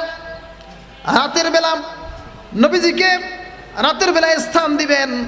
নবী পাকের আবু আইয়ুব আনসারীর বাড়ি ছিল দোতলা বাড়ি, 2 তলা পর্যন্ত, নিচতলা উপরে আরেক তলা, 2 তলা। প্রিয় ভাই আমার, নবীজি নিজেই গ্রহণ করলেন, নিচতলায় থাকার জন্য পছন্দ করলেন। আর আবু আইয়ুব আনসারী আর হচ্ছে গিয়া তার বিবি, তারা দোতলায় থাকলেন। যখন রাত হয়ে গেল, নবীজি তো নিচে, তারা উপরে, তাদের মধ্যে এই টেন্ডেন্সি জাগ্রত হলো যে হারে আল্লাহর হাবিব দোজাহানের বাদশাহ, তিনি নিচে, আমরা উপরে, এটা তো বেয়াদবি। এটা কি বেয়াদবি? এটা হতে পারে না। সারা রাত তো আর ঘুমান নাই। একটা বিষয় খেয়াল করছেন, নবী কোন সাইডে? যদি দেখছেন ডান সাইডে আছেন, তারা বাম সাইডে গিয়ে মুরগির বাচ্চার মতো বৈশা বৈশা রাত্র কাটাই দিছে। বলুন সুবহানাল্লাহ। এ ভাই, বসে বসে মুরগির বাচ্চার মতো সারা রাত ঘুমায় নাই। নবীকে দেখেছেন যে নিচে নবীজি ডান সাইডে আছেন, এজন্য তারা বাম সাইডে বৈশা রাত কাটাই দিছে। সকালবেলা নবীজি দেখলেন আবু আইয়ুব আনসারীর চোখ দুইটা লাল, ঘুমের ঘাটতি দেখা যায়, চোখ লাল। কিরে আবু আইয়ুব আনসারী, তুমি কি ঘুমাও নাই? চোখ লাল কেন? প্রশ্নের জবাব বলে, ইয়া রাসূলুল্লাহ, ইয়া হাবিবাল্লাহ, বুঝতে তো পারি নাই, যেহেতু আপনি নিচে স্থান নিয়েছেন, আমাদেরকে দোতলায় দিয়েছেন। যখন রাত্র গভীর হলো, আমাদের এই টেন্ডেন্সি, এই চিন্তাধারা জাগ্রত হলো যে আমরা উপরে ঘুমাবো, তাহলে তো আমাদের পা পড়ে যাবে রসুলে পাকের মাথা মোবারকের উপরে। এইটা তো বেয়াদবি, নিঃশক বেয়াদবি ছাড়া কিছু না। এই জন্য খুব খেয়াল করেছি যে আপনি কোন সাইডে আছেন। আমরা দেখেছি আপনি ডান সাইডে আছেন, যেই কারণে আমরা এই ভয়ে সারাত্র কম্পমান ছিলাম, কাঁপতেছিলাম। বাম সাইডে আমি আর আমার বিবি মুরগির বাচ্চার মতো করে বসে বসে রাত কাটাই দিছি। নবীজি অবাক হয়ে অবাক দৃষ্টিতে তাকাইলেন আর বললেন, এই না আমার সাহাবী। খুব খুশি হলেন। এরপরে বললেন, সাহাবীরে, টেনশন করার কিছু নাই, আমি তো তোমাদেরকে উপরে স্থান দিয়েছি, কারণ নিচে যদি তোমাদেরকে স্থান দিতাম, তোমার বিবি মহিলা মানুষ, আমার সাথে অনেকে দেখা করতে আসবে, তাহলে তোমার বিবির পর্দার খেলা হয়ে যাবে। সুবহানাল্লাহ। রাসূলকে তারা চিনতে পারছেন, ঠিক কিনা? তারা কি চিনতে পারছেন? এই জন্য সাহাবা আজমাইন কখনো আল্লাহর হাবিবের সাথে বেয়াদবি করেন, কোনো রকম বেয়াদবি করেন নাই। আপনি দেখুন, রসুলে পাকের সবচেয়ে প্রিয় সাহাবীর নাম কি বলতে পারেন? দেখি পারেন কিনা? রসুলে পাকের সবচেয়ে প্রিয় সাহাবীর নাম কি? হযরত আবু বকর সিদ্দিক রাদিয়াল্লাহু আনহু। সুবহানাল্লাহ বলুন। কি নাম? আবু বকর সিদ্দিক। তার ইসলাম গ্রহণের ইতিহাস বড় কঠিন। আল্লাহর হাবিব যেদিন কালেমার দাওয়াত নিয়ে এসেছেন, ওই সময় হযরত আবু বকর সিদ্দিক ছিলেন সিরিয়ায়। কোথায় ছিলেন? কথা কয় না, কোথায় ছিলেন? সিরিয়ায় ছিলেন। তিনি স্বপ্নে দেখতেছেন যে আকাশে চাঁদ এবং সূর্য তার কোলে আসতেছে। সুবহানাল্লাহ বলুন। আকাশের চাঁদ এবং সূর্য আবু বকর সিদ্দিক রাদিয়াল্লাহু তাআলা আনহু কোলে আসতেছে। তো উনি কি করলেন? স্বপ্নের মধ্যে গায়ের চাদর দিয়া আকাশের চাঁদ আবার সূর্য জড়াই এনেছে। সুবহানাল্লাহ বলুন। কি করছেন? জড়াই এনেছেন। সকালবেলা স্বপ্ন ভাঙার পরে চিন্তা করলেন যে প্রত্যেকটা স্বপ্নের তো একটা ব্যাখ্যা আছে, হাকিকত আছে, আছে কি নাই? এখন ব্যাখ্যা জানার জন্য তৎকালীন সময়ে সিরিয়াতে তিনি ইহুদি আলেম খুঁজতে লাগলেন। একজন ইহুদি পাদ্রী, ভালো একজন ইহুদি আলেমের সন্ধান পেলেন। ইহুদি আলেমের কাছে গিয়ে বললেন, ইহুদি ভাই, আমি তো খুব একটা স্বপ্ন দেখেছি। কি দেখছি? স্বপ্ন দেখেছি। আপনি কি স্বপ্ন দেখেছেন? আমি দেখেছি যে আকাশের চাঁদ এবং সূর্য আমার কোলে আসছে। তারপর কি করছেন? আমি আমার গায়ের চাদর দিয়ে ওইটাকে বুকে জড়ায় নিয়েছি। সুবহানাল্লাহ বলুন। ইহুদি বলেন, আপনি তো খুব ভালো স্বপ্ন দেখেছেন। সুবহানাল্লাহ। মক্কার বুকে একজন নবী এসেছেন, নাম হলো মুহাম্মদ। পিতার নাম হচ্ছে আব্দুল্লাহ, মায়ের নাম আমেনা, দাদার নাম হচ্ছে আব্দুল মুত্তালিব। একজন নবী এসেছেন মক্কার বুকে। আল্লাহ তাআলা এই স্বপ্ন দ্বারা বুঝাই দিলেন, ওই মুহাম্মদ হলেন আখিরি নবী, আর আপনি আবু বকর হবেন সেই নবীর প্রথম খলিফা। আর জোরে বলুন না সুবহানাল্লাহ। আল্লাহ তাআলা চাঁদকে দ্বারা নবী মুহাম্মদকে বুঝাইছেন, কারণ চাঁদের চাইতেও আমার নবীজি সুন্দর ছিলেন কিনা? কথা কন না কা? নবীর জামালিয়াত ছিল কেমন? ইউসুফ নবীর সৌন্দর্য দেখে, যে ইউসুফ নবীকে আল্লাহ তাআলা জগতের অর্ধেক সৌন্দর্য দান করেছিলেন, সুবহানাল্লাহ বলুন।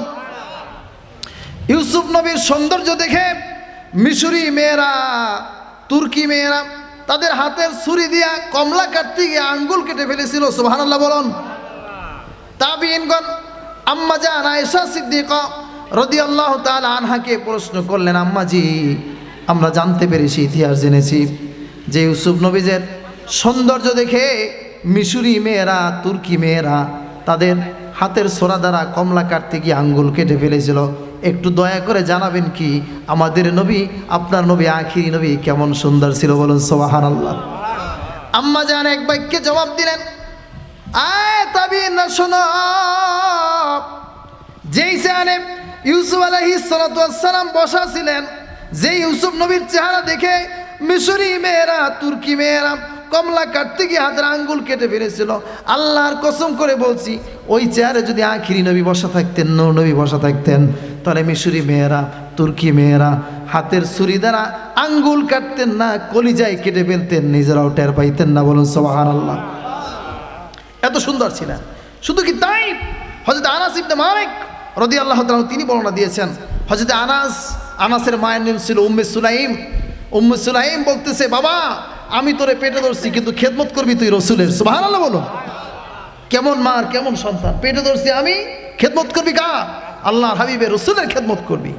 8 বছর বয়সে দিয়ে আসছে, টানা 10 বছর খেদমত করছে। সুবহানাল্লাহ বলুন। কত বছর? 10 বছর। সেই আনাস থেকে বর্ণিত হাদিস, হযরত আনাস রাদিয়াল্লাহু আনহুর মা একদিন বললেন, আনাস রে, যাও আল্লাহর হাবিব দোজাহানের বাদশাকে একটু আমাদের বাড়িতে মেহমান বানাও। সুবহানাল্লাহ বলুন। তাকে দাওয়াত দাও। নবীজিকে দাওয়াত দিলেন। নবী খুব ব্যস্ত মানুষ, তাবলিগি দিনী মেহনত করতেছেন। এখন যেহেতু 10টা বছর এই বাচ্চাটা খেদমত করে, তার আবদারও তো রাখা লাগে, লাগে কি না? তো বললেন, ঠিক আছে, আমি তোমার দাওয়াতটা গ্রহণ করলাম, তোমার আম্মার দাওয়াত মঞ্জুর করলাম, তবে আমি যাবো এশা নামাজের পরে, রাতের বেলা। সুবহানাল্লাহ বলুন। তো সব কাজের ঝামেলা জুগাইয়া এশা নামাজের পরে আল্লাহর হাবিব চলে গেলেন হযরত আনাসের বাড়িতে। আল্লাহর হাবিব যখন আনাসের বাড়িতে গেলেন, আনাসের মা আনন্দে আত্মহারা হয়ে গেলেন। সুবহানাল্লাহ। বললেন, আনাস, জগতের মধ্যে সবচাইতে ভিআইপি মেহমান, দামি মেহমান আজকে আমার বাড়িতে আসছে। সুবহানাল্লাহ বলুন। আল্লাহর হাবিব কি ভিআইপি কিনা? উভয় জগতের মধ্যে দামি, ঠিক কিনা? তো খুব খুশি হলেন। আনাসের মা গরিব মানুষ, কি করবেন, মাত্র 3টা খুরমা সংগ্রহ করছেন, জোগাড় করছেন। বরিশালে ভাষায় জোগাড় করছেন, সংগ্রহ করছেন, কইরা নবীর সামনে তুলে দিয়েছেন, হুজুর আপনি এইটা দ্বারা মেহমানদারি করেন। তো আল্লাহর হাবিব সাল্লাল্লাহু আলাইহি ওয়াসাল্লামের দস্তুর ছিল কত সুন্দর, তিনি একটা নিলেন, আর একটা আনাসকে দিলেন, আর আনাসকে বললেন, আর একটা খেজুর তোমার মাকে দিয়ে দাও। সুবহানাল্লাহ। মেহমানদারি শেষ, আলাপ আলোচনা শেষ হলো, নবীজি মসজিদ নববীতে ফিরবেন। তো ওই সময় তিনি বিদায় হলেন, ঘর থেকে বের হলেন। হযরত আনাস দৌড়ে আসছে, হুজুর আমি আপনার সাথে যাইতে চাই। সুবহানাল্লাহ বলুন। আল্লাহর হাবিব বললেন, আনাস তুমি আমার কাছে সবসময় থাকো, ভালো কথা, আজকে তো তুমি ছুটি আনছো, আজকে যদি আমার কাছে যাইতে হয় তোমার মায়ের অনুমতি লাগবে। সুবহানাল্লাহ বলো। কার অনুমতি লাগবে? মায়ের। দেখেননি কি সম্মান রসুল করতে, রসুল তো ইনসাফ ছিল, সব ক্ষেত্রে নবী ইনসাফ ছিল, ঠিক কিনা? বললেন যে আজকে তুমি যাবে ভালো, সব সময় থাকো তাও ঠিক আছে, কিন্তু আজকে তো তুমি ছুটিতে আসো, কাজী তোমার মায়ের জিম্মায় তুমি আসো, এখন আমার কাছে যাইতে হইলে মায়ের অনুমতি লাগবে। সুবহানাল্লাহ বলুন। বলে ঠিক আছে হুজুর, আমি একটু অনুমতি নিয়ে আসি। দৌড়ে চলে আসছেন, ঘরের মধ্যে দেখতেছেন মা কোথাও নাই, মাকে খুঁজতেছেন অনুমতি নেওয়ার জন্য, আমি আল্লাহর হাবিবের সাথে যাব, পাচ্ছেন না, খুঁজতেছেন। যখন বাহিরে নামলেন খুঁজতে খুঁজতে দেখতেছেন যে ওই রাত্রটা ছিল পূর্ণিমা রাত, আকাশে ভরা চাঁদ ছিল। তো একবার আনাসের মা উম্মে সুলাইম আকাশের ওই চাঁদের দিকে তাকাচ্ছে, আর একবার নূর নবীজির চেহারা মোবারকের দিকে তাকাচ্ছে। সুবহানাল্লাহ বলুন। এইভাবে তাকাতাকি করার পরে বললেন, আনাস, কি এমন একজন মেহমান আজকে আমার বাড়িতে তুমি আনলা? আল্লাহর কসম করে বলছি, ওই যে আকাশের পূর্ণিমার ভরা চাঁদ দেখা যায়, ওই চাঁদের ভিতরে দাগ আছে, কলঙ্ক আছে, কিন্তু রসুলের চেহারার ভিতরে কোনো দাগ নাই। আজকে যেন ওই পূর্ণিমার চাঁদের ভিতরে, অর্থাৎ রসুলের চেহারার কাছে পূর্ণিমার চাঁদও হার মেনে গেল। বলুন না সুবহানাল্লাহ। এত সুন্দর ছিল। এই জন্য স্বপ্নের তুলনায় আল্লাহ পাক স্বপ্নে দেখালেন, চাঁদকে দ্বারা বোঝালেন নবী মুহাম্মদ সাল্লাল্লাহু আলাইহি ওয়াসাল্লামকে, আর সূর্যকে দ্বারা বোঝালেন হযরত আবু বকর সিদ্দিককে। বলুন না সুবহানাল্লাহ। ইহুদি পাদ্রী ব্যাখ্যা দিলেন যে এই চাঁদ দ্বারা মুহাম্মদ সাল্লাল্লাহু আলাইহি ওয়াসাল্লাম মুহাম্মদ হবেন আখিরি নবী, সূর্য দ্বারা তোমাকে বুঝিয়েছেন তুমি হবে সেই নবীর প্রথম খলিফা। চিৎকার মেরে বলুন সুবহানাল্লাহ। প্রিয় ভাইরা আমার, স্বপ্নের ব্যাখ্যা জানার পরে এক মুহূর্ত আর সিরিয়ায় থাকলেন না, পাগলের মতো করে ছুটলেন, চলে আসলেন নবীর দরবারে, আসলেন মক্কা, চলে আসলেন। এসে নবীজির কাছে যখন আসছেন, নবীজি আবু বকরের দিকে তাকায় মুস্কি মুস্কি হাসতে লাগলেন। প্রিয় ভাইয়ের আমার, হয়তো আবু বকর সিদ্দিক দাঁড়ায় বললেন, ও মুহাম্মদ, প্রত্যেক নবীর তো একটা মুজিজা থাকে, একটা না একটা মুজিজা প্রত্যেক নবীর থাকে, আপনিও আমাকে একটা মুজিজা দেখান। আল্লাহর হাবিব মুস্কি মুস্কি এসে বললেন, আবু বকর রে, গত রাত্রে আপনি ছিলেন সিরিয়ায়, আপনি স্বপ্নে দেখেছেন যে আকাশের চাঁদ এবং সূর্য আপনার কোলে আসছে, আপনি চাদর দ্বারা বুকে জড়ায় নিয়েছেন, ইহুদি পাদ্রী আলেমের কাছ থেকে আপনি স্বপ্নের ব্যাখ্যাও নিয়েছেন। চাঁদ দ্বারা আল্লাহ আমাকে বুঝিয়েছেন আমি আখিরি নবী, সূর্য দ্বারা আপনাকে বুঝিয়েছেন আপনি হবেন আমার প্রথম খলিফা, এর চাইতে আর কি বড় মজা লাগবে? বলুন না সুবহানাল্লাহ। হযরত আবু বকর সিদ্দিক বললেন, যা দেরি করেন না, এখনই আপনি আমাকে কালেমা পড়ে মুসলমান বানায়া দেন। সুবহানাল্লাহ। সে আবু বকর সিদ্দিক, তিনি বর্ণনা দিয়েছেন কোনোদিন রাসূল পাকের সাথে তিনি বেয়াদবি করেন নাই, কোনো অন্যায় করেন নাই, কোনো বেয়াদবি করেন নাই, কোনো সময় অন্যায় করেন নাই, আদবের খেলাম করেন নাই। আমার ভাইয়েরা, কতটা পাগল পারা ছিলেন। আল্লাহর হাবিব 6 মাস আগে বলেছিলেন, আবু বকর রে, মক্কা থেকে মদিনায় হিজরত করা লাগতে পারে, আল্লাহর হুকুম আসতে পারে, তবে আমার সঙ্গী হবে তুমি আবু বকর। বলুন সুবহানাল্লাহ। ওই যে 6 মাস আগে বলেছেন, কয় মাস? 6 মাস আগে বলেছেন। 6 মাস পরে গভীর রাতে আবু বকরের দরজায় গিয়ে নবীজি টোকা দিলেন, ডাক দিলেন, নক করলেন, দেখতেছেন যে আবু বকরের মাথায় কাপড়ের গাঁঠুরি দেখা যায়। সুবহানাল্লাহ। অবাক হয়ে গেলেন, কিরে আবু বকর রে, তুমি কি ঘুমাও না? মাথায় এই কিসের গাঁঠুরি? বললেন, আমি পোশাক আশাক নিয়ে প্রস্তুত হয়ে আছি, আমি ঘুমাই, তবে বিছনায় পিঠ লাগাই ঘুমাই না, দরজার সাথে রেশা দিয়ে দিয়ে ঘুমাই, কারণ আপনি তো বলেছিলেন যে হিজরতের ডাক আসতে পারে, ঘোষণা আসতে পারে, আমি নাকি আপনার সঙ্গী হব। আমি চিন্তা করলাম কখন আল্লাহর হুকুম জারি হয়ে যায় আর আখিরি নবী নূর নবী কখন আমার বাসার সামনে আসে। যদি আমি বিছনায় ঘুমায় যাই, গভীর ঘুমে চলে যাই, আর নবী যদি বারবার ডাকাডাকি করা লাগে, তাহলে আল্লাহর হাবিবের সাথে আমার বেয়াদবি হয়ে যাবে। এজন্য বিছনায় ঘুমাই না, দরজার সাথে ডেসা দিয়ে দিয়ে ঘুমাই। বলুন সুবহানাল্লাহ। প্রিয় ভাইয়েরা আমার, এবার মক্কা থেকে মদিনা রওনা দিলেন। আমার ভাইয়েরা, নবীজি চলতেছেন, কিন্তু আবু বকর সিদ্দিক নবীর সামনে যায়, আবার নবীর পিছনে যায়, আবার ডানে যায়, আবার বামে যায়, এরকম বারবার এরকম করতেছে। কতক্ষণ সামনে, কতক্ষণ পিছনে, কতক্ষণ ডানে, কতক্ষণ বামে, এরকম দৌড়াদৌড়ি করতেছে। এক পর্যায়ে নবীজি বললেন, কিরে আবু বকর, এইভাবে দৌড়াদৌড়ি করো কেন? কতক্ষণ ডানে বামে সামনে পিছনে, ব্যাপার কি? আবু বকর সিদ্দিক বললেন, ইয়া রাসূলুল্লাহ, ইয়া হাবিবাল্লাহ, নবীজি, আমি যখন ডানে যাই আমার মন বলে না জানি বাম দিক দিয়ে আপনাকে কাফেররা তীর মারে, পাথর মারে, এই জন্য দৌড়ে বামে যাই। আমি যখন বামে যাই আমার মন বলে না জানি আপনাকে সামনের দিক দিয়ে আক্রমণ করে, এই জন্য সামনে যাই। আমি যখন সামনে যাই আমার মন বলে না জানি কাফেররা আপনাকে পিছন দিক দিয়ে আক্রমণ করে, এই জন্য পিছনে যাই। আপনি বেয়াদবি মাফ করে দেবেন, যেই কারণে আমাকে সামনে পিছনে ডানে বামে দৌড়াদৌড়ি করতে হয়। আমি আপনার সঙ্গী থাকতে আপনার গায়ে যদি একটা পাথরের টুকরারও যদি আঘাত লেগে যায়, আমি আল্লাহর দরবারে হাসরের ময়দানে মুখ দেখাইতে পারবো না। বলুন সুবহানাল্লাহ। এর নাম সাহাবী। কেমনে চিনছেন? কেমন যেন চিনছেন? জো আমি থাকতে আপনার জিসম মোবারকে, আপনার শরীর মোবারকে একটা পাথরের টুকরাও যদি লেগে যায়, হাসরের ময়দানে আল্লাহর দরবারে আমি মুখ দেখাইতে পারবো না। সুবহানাল্লাহ।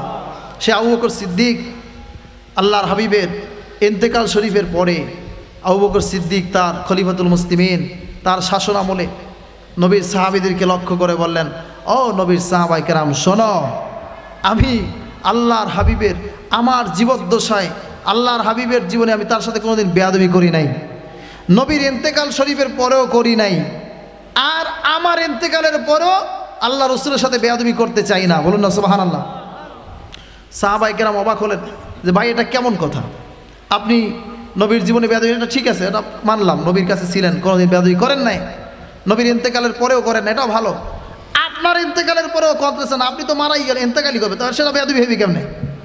তবে আবু বকর সিদ্দিক বললেন, শোনো, আমার যেদিন ইন্তেকাল হয়ে যাবে, একজন মুমিনের যেরকম ইন্তেকাল হলে পরে গোসল করানো হয়, আমাকেও গোসল করাবে, তার যেমন কাপড় পরানো হয় আমাকেও পরাবে, এবং তার যেমন জানাজা হয় আমারও জানাজা হবে, তবে তোমরা অগ্রিম কবর খুঁড়বে না, আমার লাশের খাটিয়াটা আল্লাহর হাবিব নূর নবীজির কদম মোবারকের কাছে নিয়ে যাবে, নবীজির কাছে গিয়া অনুমতি ভিক্ষা চাইবে, যদি নবীজির অনুমতি হয় নবীজির পাশে আমাকে দাফন করবে, আর যদি নবীজির কোনো অনুমতি না হয় তাহলে আমাকে জান্নাতুল বাকিতে কবরস্থ করে দিও। বলুন না সুবহানাল্লাহ। আপনার কদম মোবারকে হাজির। বলুন না সুবহানাল্লাহ। প্রিয় ভাইরা আমার, ঠিক তাই হলো। হযরত আবু বকর সিদ্দিকের ইন্তেকালের পরে একজন মুমিনকে যেমনিভাবে গোসল করানো হয় তাকেও করানো হলো, যেমনিভাবে পোশাক পরানো হয়, কাপড় পরানো হয় পরানো হলো, যেরকম জানাজা হয় জানাজাও দেওয়া হলো, অগ্রিম কবর করা হলো না। লাশের খাটিয়াটা নিয়ে আল্লাহর হাবিব নূর নবীজির কদম মোবারকের পাশে রাখা হলো। এরপরে দাঁড়ায়া অনুমতি চাওয়া হলো, বললেন, সারা জিন্দেগির খাদেম ও নবীজি, আপনার গোলাম আজকে আপনার কদম মোবারকে হাজির, যদি আপনার অনুমতি যদি ভিক্ষা হয় তাহলে আপনার পাশে সমাহিত করা হবে, আর যদি অনুমতি না দেন জান্নাতুল বাকিতে কবরস্থ করে দেব। বাবাজির আমার, এইভাবে যখন আরজি পেশ করলেন, কোনো আওয়াজ নাই, কোনো আওয়াজ নাই। এক পর্যায়ে সাহাবায়ে কেরাম মনে মনে এতটুকু ভাবলেন, আর এত তাড়াতাড়ি আল্লাহর হাবিব কেমনে ভুলে গেলেন, যিনি হিজরতের সঙ্গী, হেরা গুহার সঙ্গী, যিনি হিজরতের সঙ্গী, যিনি হেরা গুহার সঙ্গী, যিনি বাল্যবন্ধু, যিনি শ্বশুর, যিনি ইসলামের প্রথম খলিফা, এত তাড়াতাড়ি মনে মনে চিন্তা করতেছে, এত তাড়াতাড়ি কেমনে ভুলে গেলেন? এই কথা যখন চিন্তা করলেন, ওই সময় আল্লাহর হাবিব নূর নবীজির রওজা মোবারক থেকে আওয়াজ ভেসে আসলো, আও সিনিল হাবিব আইলাল হাবিব, বন্ধুর পাশে বন্ধুকে রাখবা, তাতে অনুমতির কি প্রয়োজন, আর দেরি করো না, তাড়াতাড়ি আমার পাশে আমার আবু বকরকে সমাহিত করে দাও। বলুন না সুবহানাল্লাহ।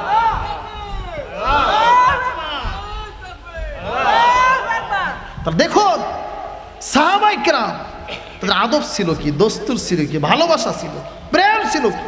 এজন্য নবী প্রেমের নাম হচ্ছে ঈমান। নবী প্রেমের নাম কি? যারা বলেন শশীরা খালি নবীর গান গায়, আরে বেটা নবী ছাড়া আছে কি? কথা বলেন না কেন? নবীর কারণেই তো আমরা জগতে আসতে পেরেছি, ঠিক কিনা? এই তামাম জগৎ হয়েছে নবীর জন্য। আমার নবীর সুপারিশ পেয়ে জান্নাতে যাব, ঠিক কিনা? আউয়ালে আখেরে সব জায়গায় আমাদের নবী আছে, ছিল, লাগবে, ঠিক কিনা বলেন?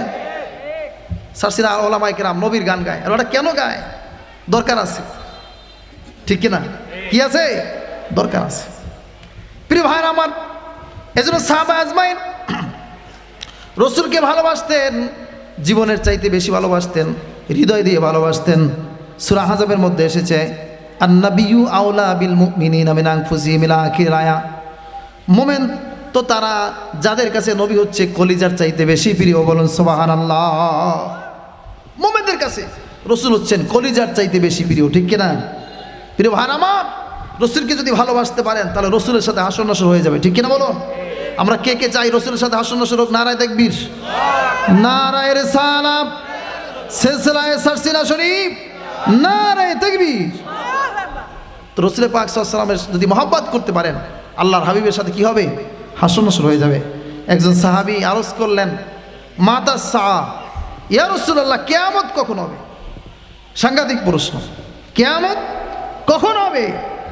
নবীজি বললেন, আল্লাহর হুকুম যখন হবে কিয়ামত তখন হবে, তাতে কোনো সন্দেহ নাই। আগে বলো কিয়ামতের জন্য তোমার প্রিপারেশন, প্রস্তুতি কি, কি পুঁজি সংগ্রহ করছো যে কিয়ামতের প্রশ্ন করলা? সাহাবী বলেন, হুজুর আমল তো বেশি ভালো না, তেমন করতে পারি নাই, তবে হ্যাঁ আল্লাহ এবং আল্লাহ রসুলকে জীবনের চাইতেও বেশি ভালোবাসি। সুবহানাল্লাহ বলো। নবী বললেন, কোনো চিন্তা নাই। সুনান আবি দাউদের মধ্যে হাদিস আসছে, মান তাশাব্বাহা বিকওমিন ফাহুয়া মিনহুম। যে জাতির সাথে সম্পর্ক রাখবে, যে যাকে ভালোবাসবে তার সাথে তার হাসন হয়ে যাবে। সুবহানাল্লাহ বলো। তো নবী বললেন, কোনো চিন্তা নাই, যেহেতু আল্লাহ এবং আল্লাহর হাবিবকে জীবনের চাইতেও বেশি ভালোবাসো, কাজী আল্লাহ বা আল্লাহ রসুলের সাথে তোমার হাসন হয়ে যাবে। সুবহানাল্লাহ। এই যে নবী প্রেম, নবীকে ভালোবাসার দরকার আছে কি নাই? নবীজি বলেছেন, লা ইউমিনু আহাদুকুম হাত্তা আকুনা হাব্বা ইলাইহি মি ওয়ালিদিহি ওয়া ওয়ালাদিহি ওয়ান নাসি আজমাইন। তোমরা ততক্ষণ পর্যন্ত পরিপূর্ণ মুমিন হতে পারবে না যতক্ষণ না পর্যন্ত তোমাদের পিতামাতা, সন্তান সন্ততি, ধন দৌলত, অর্থ করি, এমন কি তোমাদের জীবনের চাইতো আমি নবীজিকে বেশি ভালোবাসবে। বলুন না সুবহানাল্লাহ। এজন্য প্রিয় ভাইরা আমার, সাহাবা আজমাইনদের দস্তুর ছিল যে নবীকে কেমনে দেখা যায়, নবীকে একটু কেমনে দেখা যায়, কি করা যায়, কেমনে দেখা যায়, নবীর চেহারা মুবারক দেখা যায়, এটা ছিল তাদের অভ্যাস, টার্গেট ছিল। প্রিয় ভাইরা আমার বন্ধুরা, আল্লাহর হাবিব হাদিসের তালিম দিচ্ছেন, হাদিসের দর দিচ্ছেন। সাহাবায়ে কেরাম নবীজির সামনে ভিড় করে আছেন। একজন সাহাবী নবীর কানের গোড়ায় মুখ করে বললেন, ইয়া রাসূলুল্লাহ, ইয়া হাবিবাল্লাহ, গো নবীজি, কারো বাড়ি মনে হয় তরকারি পড়ছে, তরকারি পোড়া ঘ্রাণ পাওয়া যায়। বলুন সুবহানাল্লাহ। কি পোড়া? তরকারি পোড়া।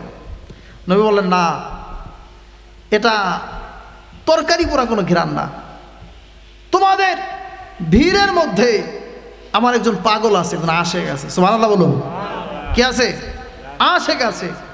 তোমাদের এই ভিড়ের কারণে আমার চেহারা দেখতে পায় না, এই জন্য ওর কলিজা পোড়া ঘ্রাণ ছড়ছে। বলুন না সুবহানাল্লাহ। সেই সাহাবীর নাম কি বলেন তো আপনারা? পারেননি? পারেন? কি নাম? হযরত সালমান ফারসি রাদিয়াল্লাহু তাআলা আনহু। সুবহানাল্লাহ, সুবহানাল্লাহ। যাকে ইশারা করে আল্লাহর হাবিব পরোক্ষভাবে বলেছিল, এই দেখো সালমান, এর বংশ থেকে জামানায় এমন একজন ইমাম বের হবে, ওই দেখো আকাশের সুরাইয়া তারকা, ওই তারকার ভিতরে যদি কোনো এলেম থাকে সেটাও আল্লাহ তাআলা তাকে সিনে আনার ক্ষমতা দেবেন। বলেন না সুবহানাল্লাহ। তো নবী এটা ভবিষ্যৎবাণী দিয়েছিলেন। পরবর্তীতে দেখা গেল যে সালমান ফারসির বংশ থেকে আমাদের ইমাম আবু হানিফার জন্ম হয়েছে। সুবহানাল্লাহ বলো। মেসাব আমরা যে হানাফি মাযহাব, আমরা মাযহাবে কি কথা কয় না, মাযহাবে কি এটা কি এমনি এমনি ফলো করি?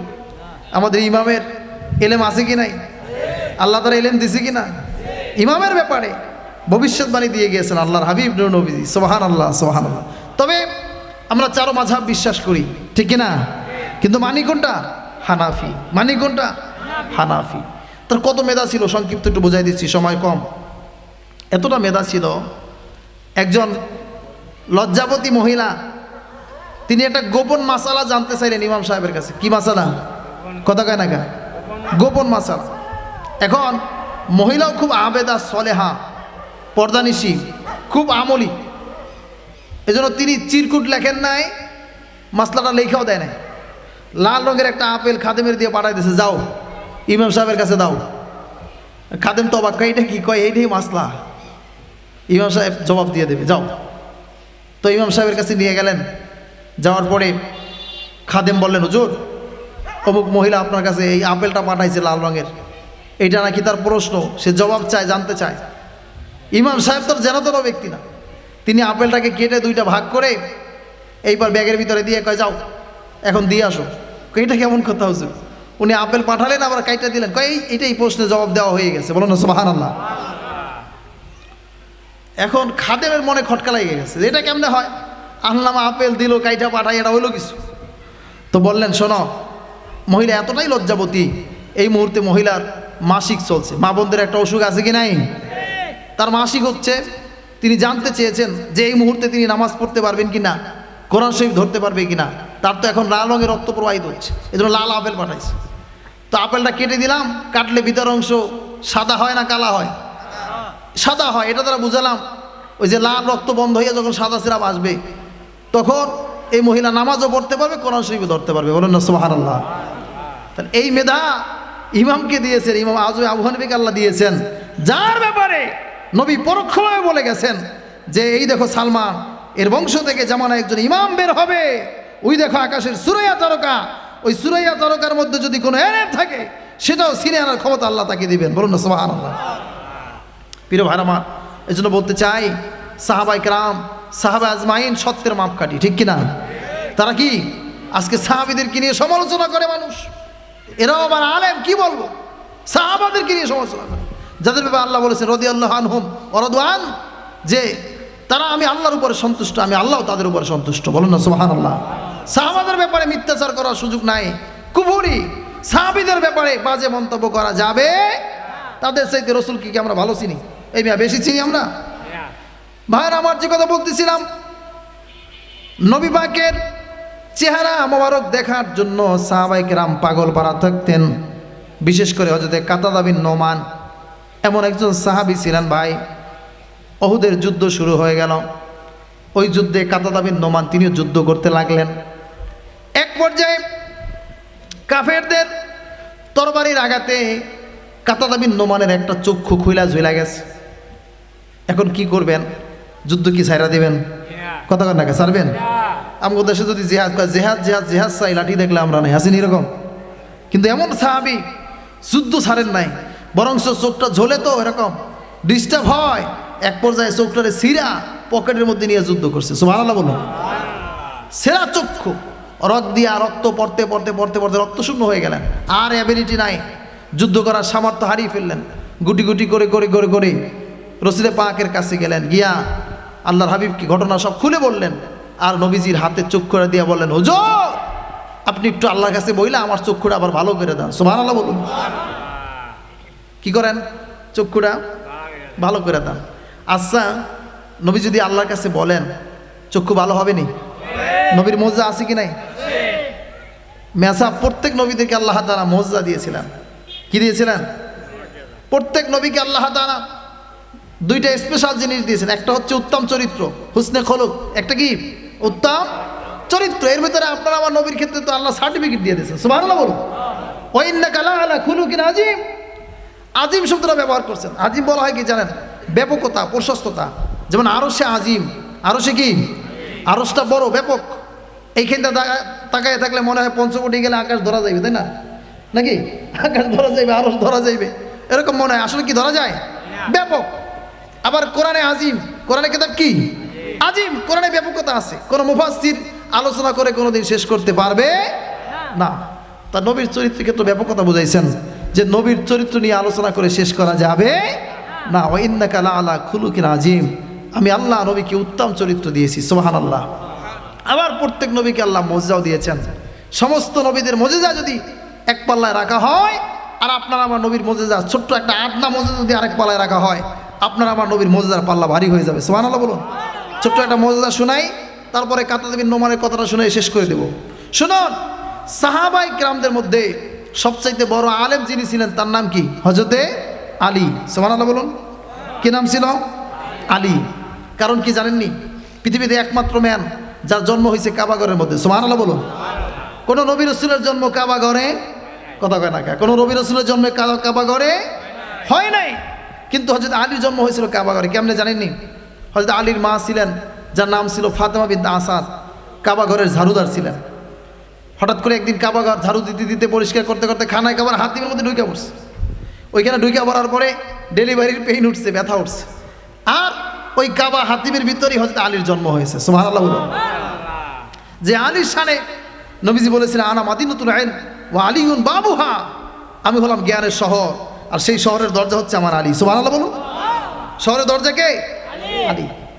একদিন হযরত মুআজ বিন জাবাল রাদিয়াল্লাহু তাআলা আনহু নবীজির সাথে দেখা করার জন্য যাচ্ছেন। পথিমধ্যে হযরতে আলীর সাথে দেখা। তো যখন দেখা হলো, হযরত আলী বললেন, এই মুআজ কোথায় যাচ্ছ? আমি তো রাসূলের সাথে দেখা করতে যাই। তো একটু হযরত আলী একটু সত্যভাবে বললেন, রাসূলের কাছে একবার গেলে আমার কাছে দুইবার আসতে হবে। সুবহানাল্লাহ বলুন। আচ্ছা, সাধারণভাবে বাহ্যিক দৃষ্টিতে এই কথাটা কি একটু অহংকার প্রকাশ পাইছে না? যে কেমন কথা, নবীর কাছে একবার গেলে আমার কাছে দুইবার আসতে হবে, এটা কেমন কথা?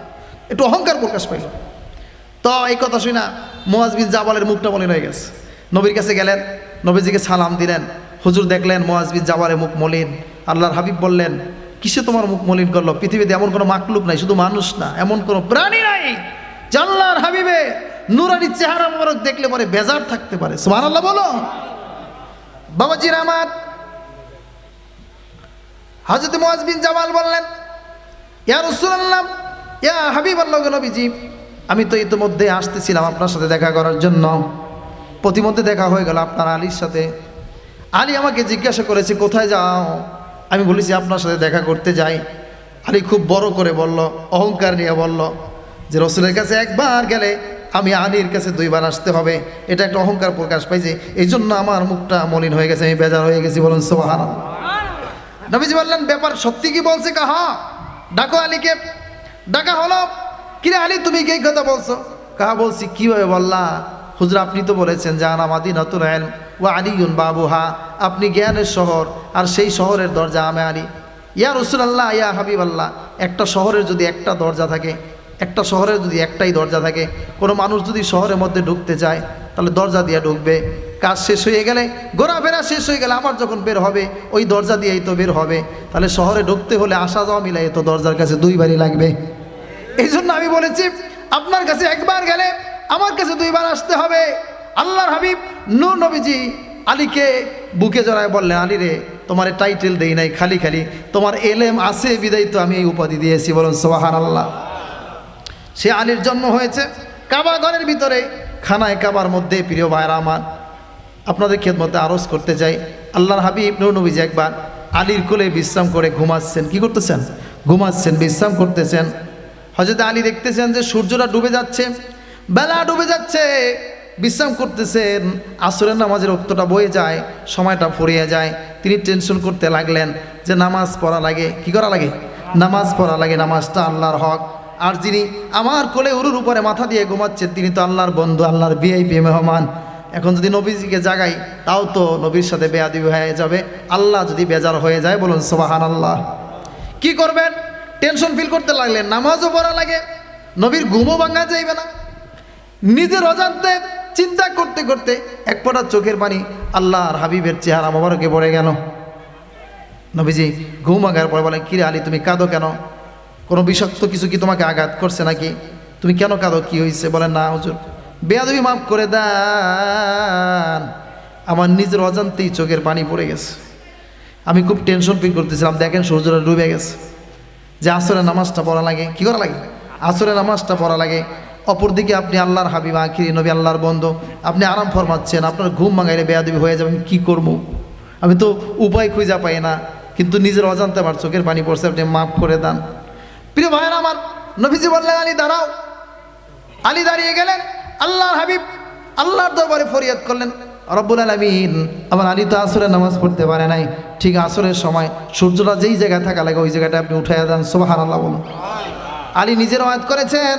এ বাবাজি, আলী নিজে বর্ণনা দিয়েছেন, নবীজি বলতে দেরি, কবুল হইতে দেরি হয় নাই। ঠিক আমি উপরের দিক তাকায় দেখলাম আসরের সময় সূর্যটা যেই জায়গায় থাকা লাগে ঠিক সেই সময় সেই সূর্যটা সেই জায়গায় উদিত হয়েছে। বলুন সুবহানাল্লাহ। তার প্রিয় ভাই আমার, কাতাদা বিন নোমান নবীর হাতে চক্ষুটা দিয়ে বললেন, ইয়া রাসূলুল্লাহ, ইয়া হাবিবাল্লাহ, আল্লাহর কাছে বলে আপনি আমার চক্ষুটা আবার ভালো করে দেন, চক্ষুটা সেট করে দেন। ও বাবাজি, এবার আপনারা জবাব দেন, নবীজি আল্লাহর কাছে বলে চক্ষুটা ভালো করতে পারবেন কি পারবেন না? কথা কয় না কা? পারবে কি পারবে না? বাবাজি বন্ধুরা আমার, আল্লাহর হাবিব ওই সেরা চক্ষুনে যে হাত মোবারকে দেয়া কতক্ষণ চক্ষুর দিকে তাকায়, আবার চেহারার সাহাবীর চেহারার দিকে তাকায়। এরকম তাকাতাকি করার পরে বললেন, সাহাবী রে, তুমি কি তোমার চক্ষু ফেরত চাও নাকি আল্লাহর জান্নাত চাও? সুবহানাল্লাহ। বাবাজিরা আমার, সাহাবীও যেন তারা ব্যক্তি না। কাতাদা বিন নোমান বললেন, ইয়া রাসূলুল্লাহ, ইয়া হাবিবাল্লাহ, ও নবীজি, আমি জানি রে আমার এই চক্ষুর বিনিময়ে আপনার সুপারিশে আমার জান্নাতের ফয়সালা হয়ে যাবে, কিন্তু তারপর আমি জান্নাত চাই না।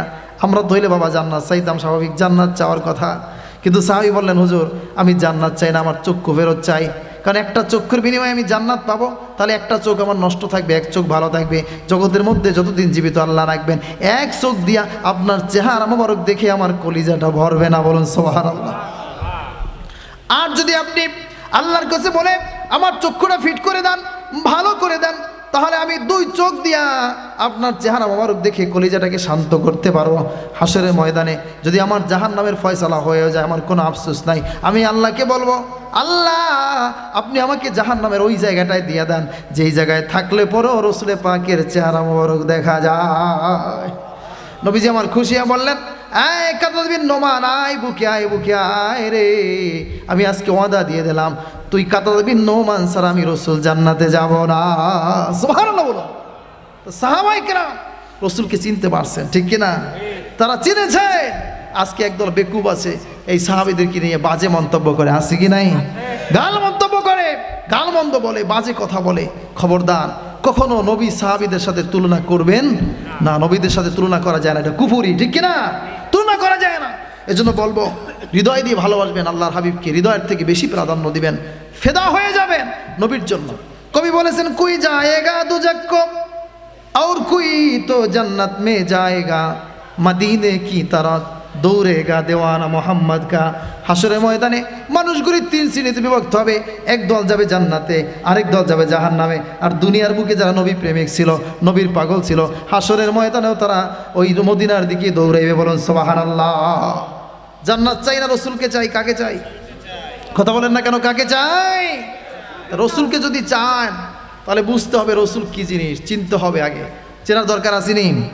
প্রিয় ভাই আমার, আপনারা জানেন যে আমাদের এই যে সিলসিলা হচ্ছে আহলে সুন্নাহ ওয়াল জামাতের সিলসিলা, ঠিক কিনা? আপনারা জানেন যে 72 দল দোজখী হবে, এক দল হবে জান্নাতি। সেই দল কোনটা? আহলে সুন্নাহ ওয়াল জামাআহ। এই আহলে সুন্নাহ ওয়াল জামাতের প্রতিষ্ঠান হচ্ছে দিনিয়া মাদ্রাসা, ঠিক কিনা? কোনটা? দিনিয়া মাদ্রাসা। এই দিনিয়া মাদ্রাসার দিকে নজর দেওয়ার দরকার আসেনি? আল্লাহর ওলির হাতে গড়া, আল্লাহর ওলির রুহানি দোয়া এখানে আছে কি নাই? শাহ সুফি মহিবুল্লাহ রহমতুল্লাহ আলাইহি বলেছেন যে দুনিয়ার জন্য যার ঘাম ঝরে গভীর রাতে যায় নামাজে, তার জন্য আমার চোখের পানি ঝরে। কত কত একটা হৃদয়ের কথা বলেছেন সেই হুজুর কেবলা রহমতুল্লাহ আলাইহির রুহানি দোয়া দিনিয়ার উপর আছে কি নাই? কথা বলেন না কেন? এই জন্য দিনিয়ার প্রতি খেয়াল রাখবেন, ছাত্র দিবেন। যদি নিজের ছেলে থাকে ছেলে দিবেন, নাইলে ছেলে না তাহলে ভাতিজা ভাতিজা দিবেন, নাতি দিবেন, ভাগ্না দিবেন। এভাবে দিয়ে সহযোগিতা করবেন এবং আর্থিক সহযোগিতা করবেন। আল্লাহর ওলিদের এই গড়া প্রতিষ্ঠিত, তাদের যে গড়া এই প্রতিষ্ঠানে আপনি 2 টাকা দিলে ঠকবেন না বাবাজি, এটা কাজে দাঁড়াবে, ঠিক কিনা? কি হবে? এটা কাজে লাগবে। কিন্তু মানুষ বোঝে না, দুনিয়ায় সব কিছু ব্যয় করতে পারে, ভালো কাজে দিতে চায় না। আসলে এটা আমাদের দোষ না, শয়তান চায়। এবার আমাদের মাওলানা আবু জাফর ভাই এই মাদ্রাসার তিনি মুদির, আরও সুন্দর একটা কথা বলেছেন যে স্বতন্ত্র মহিলা শাখাও আছে দিনিয়া, পর্দার সাথে শিক্ষা হয়, আপনারা মেয়েদেরকেও দিতে পারবেন, ঠিক কিনা? জামাতে উলা পর্যন্ত আছে। বলুন আলহামদুলিল্লাহ, বলুন ভালো। দেখুন শাহ সুফি মহিবুর রহমতুল্লাহ আলাইহি তিনি একটা কথা বলতেন যে আমি সহশিক্ষা বিরোধী। তার মানে এই না যে নারী শিক্ষা বিরোধী। কি বলছে কিনা? আমি কি শিক্ষা বিরোধী? সহশিক্ষা বিরোধী। যেখানে ছেলে মেয়ে এক জায়গায় পড়ায়, ওখানে মাঝখানে শয়তান থাকে আরেকজন, ঠিক কিনা? দেখবেন যে আলিয়া মাদ্রাসাগুলি, এই আলিয়া মাদ্রাসা, এদেশে যত আলিয়া মাদ্রাসা আছে, এই প্রতিষ্ঠান তো আমাদের পীর মাশায়েখ, আমাদের আকাবিররা করেছেন, ঠিক কিনা? যত প্রতিষ্ঠান দেখবেন, এটা এখন আমরা বললো আবার দোষ, কয় নিজেকে কথা নিজেরা কয়, আরে বেটা আমরা করছি দেখে কইতে পারি, ঠিক কিনা? আমাদের সেই কলিজা আছে, বলার মতো শক্তি আমাদের আছে। আমরা করতে পারছি দেখে আমরা কি কইতে পারবো না? এদেশে আলিয়া মাদ্রাসা যা দেখবেন এটা শস্যিনার করা, ঠিক কিনা বলুন? কিন্তু এক পর্যায়ে দেখা গেল সরকারিভাবে নিয়ে যাওয়ার কারণে আমাদের আর এখন আর সেখানে রাজত্ব নাই, যে কারণে সহশিক্ষা হয়ে গেছে। নারী পুরুষে এক জায়গায় পড়ায়, এজন্য হুজুর ওইটাকে ছেড়ে দিয়ে নতুন একটা প্রতিষ্ঠান গড়ে নিয়েছে দিনিয়া মাদ্রাসা, ঠিক কিনা? তো বলতেছিলাম মরহুম মুজিবুর রহমতুল্লাহ তিনি বলতেন আমি সহশিক্ষা বিরোধী। তার মানে এই না যে নারী শিক্ষা বিরোধী। নারীদের শিক্ষা দরকার আছে কি নাই? নারী পুরুষ উভয়ের জন্য দিনী ইলম শিক্ষা করা ফরজ, যতটুকু দরকার। তো এই জন্য স্বতন্ত্র এখানে মহিলা শাখা আছে দিনিয়া। আপনারা যদি পর্দার সাথে শিখাইতে চান আপনাদের মেয়েদেরকেও দিবেন। কি দিবেন তো ইনশাল্লাহ? কে কে দিবেন? নারায়ে তাকবীর, নারায়ে রিসালা, সারসিনা দরবার শরীফ, দিনিয়া মাদ্রাসা, ধর্মগাছ দিনিয়া মাদ্রাসা, নারায়ে তাকবীর। খেয়াল রাখবেন, দিবেন, ছেলে মেয়েদেরকে দিবেন, পড়াবেন, ওরা আলেমা হবে, দোয়া করবে, ঠিক কিনা?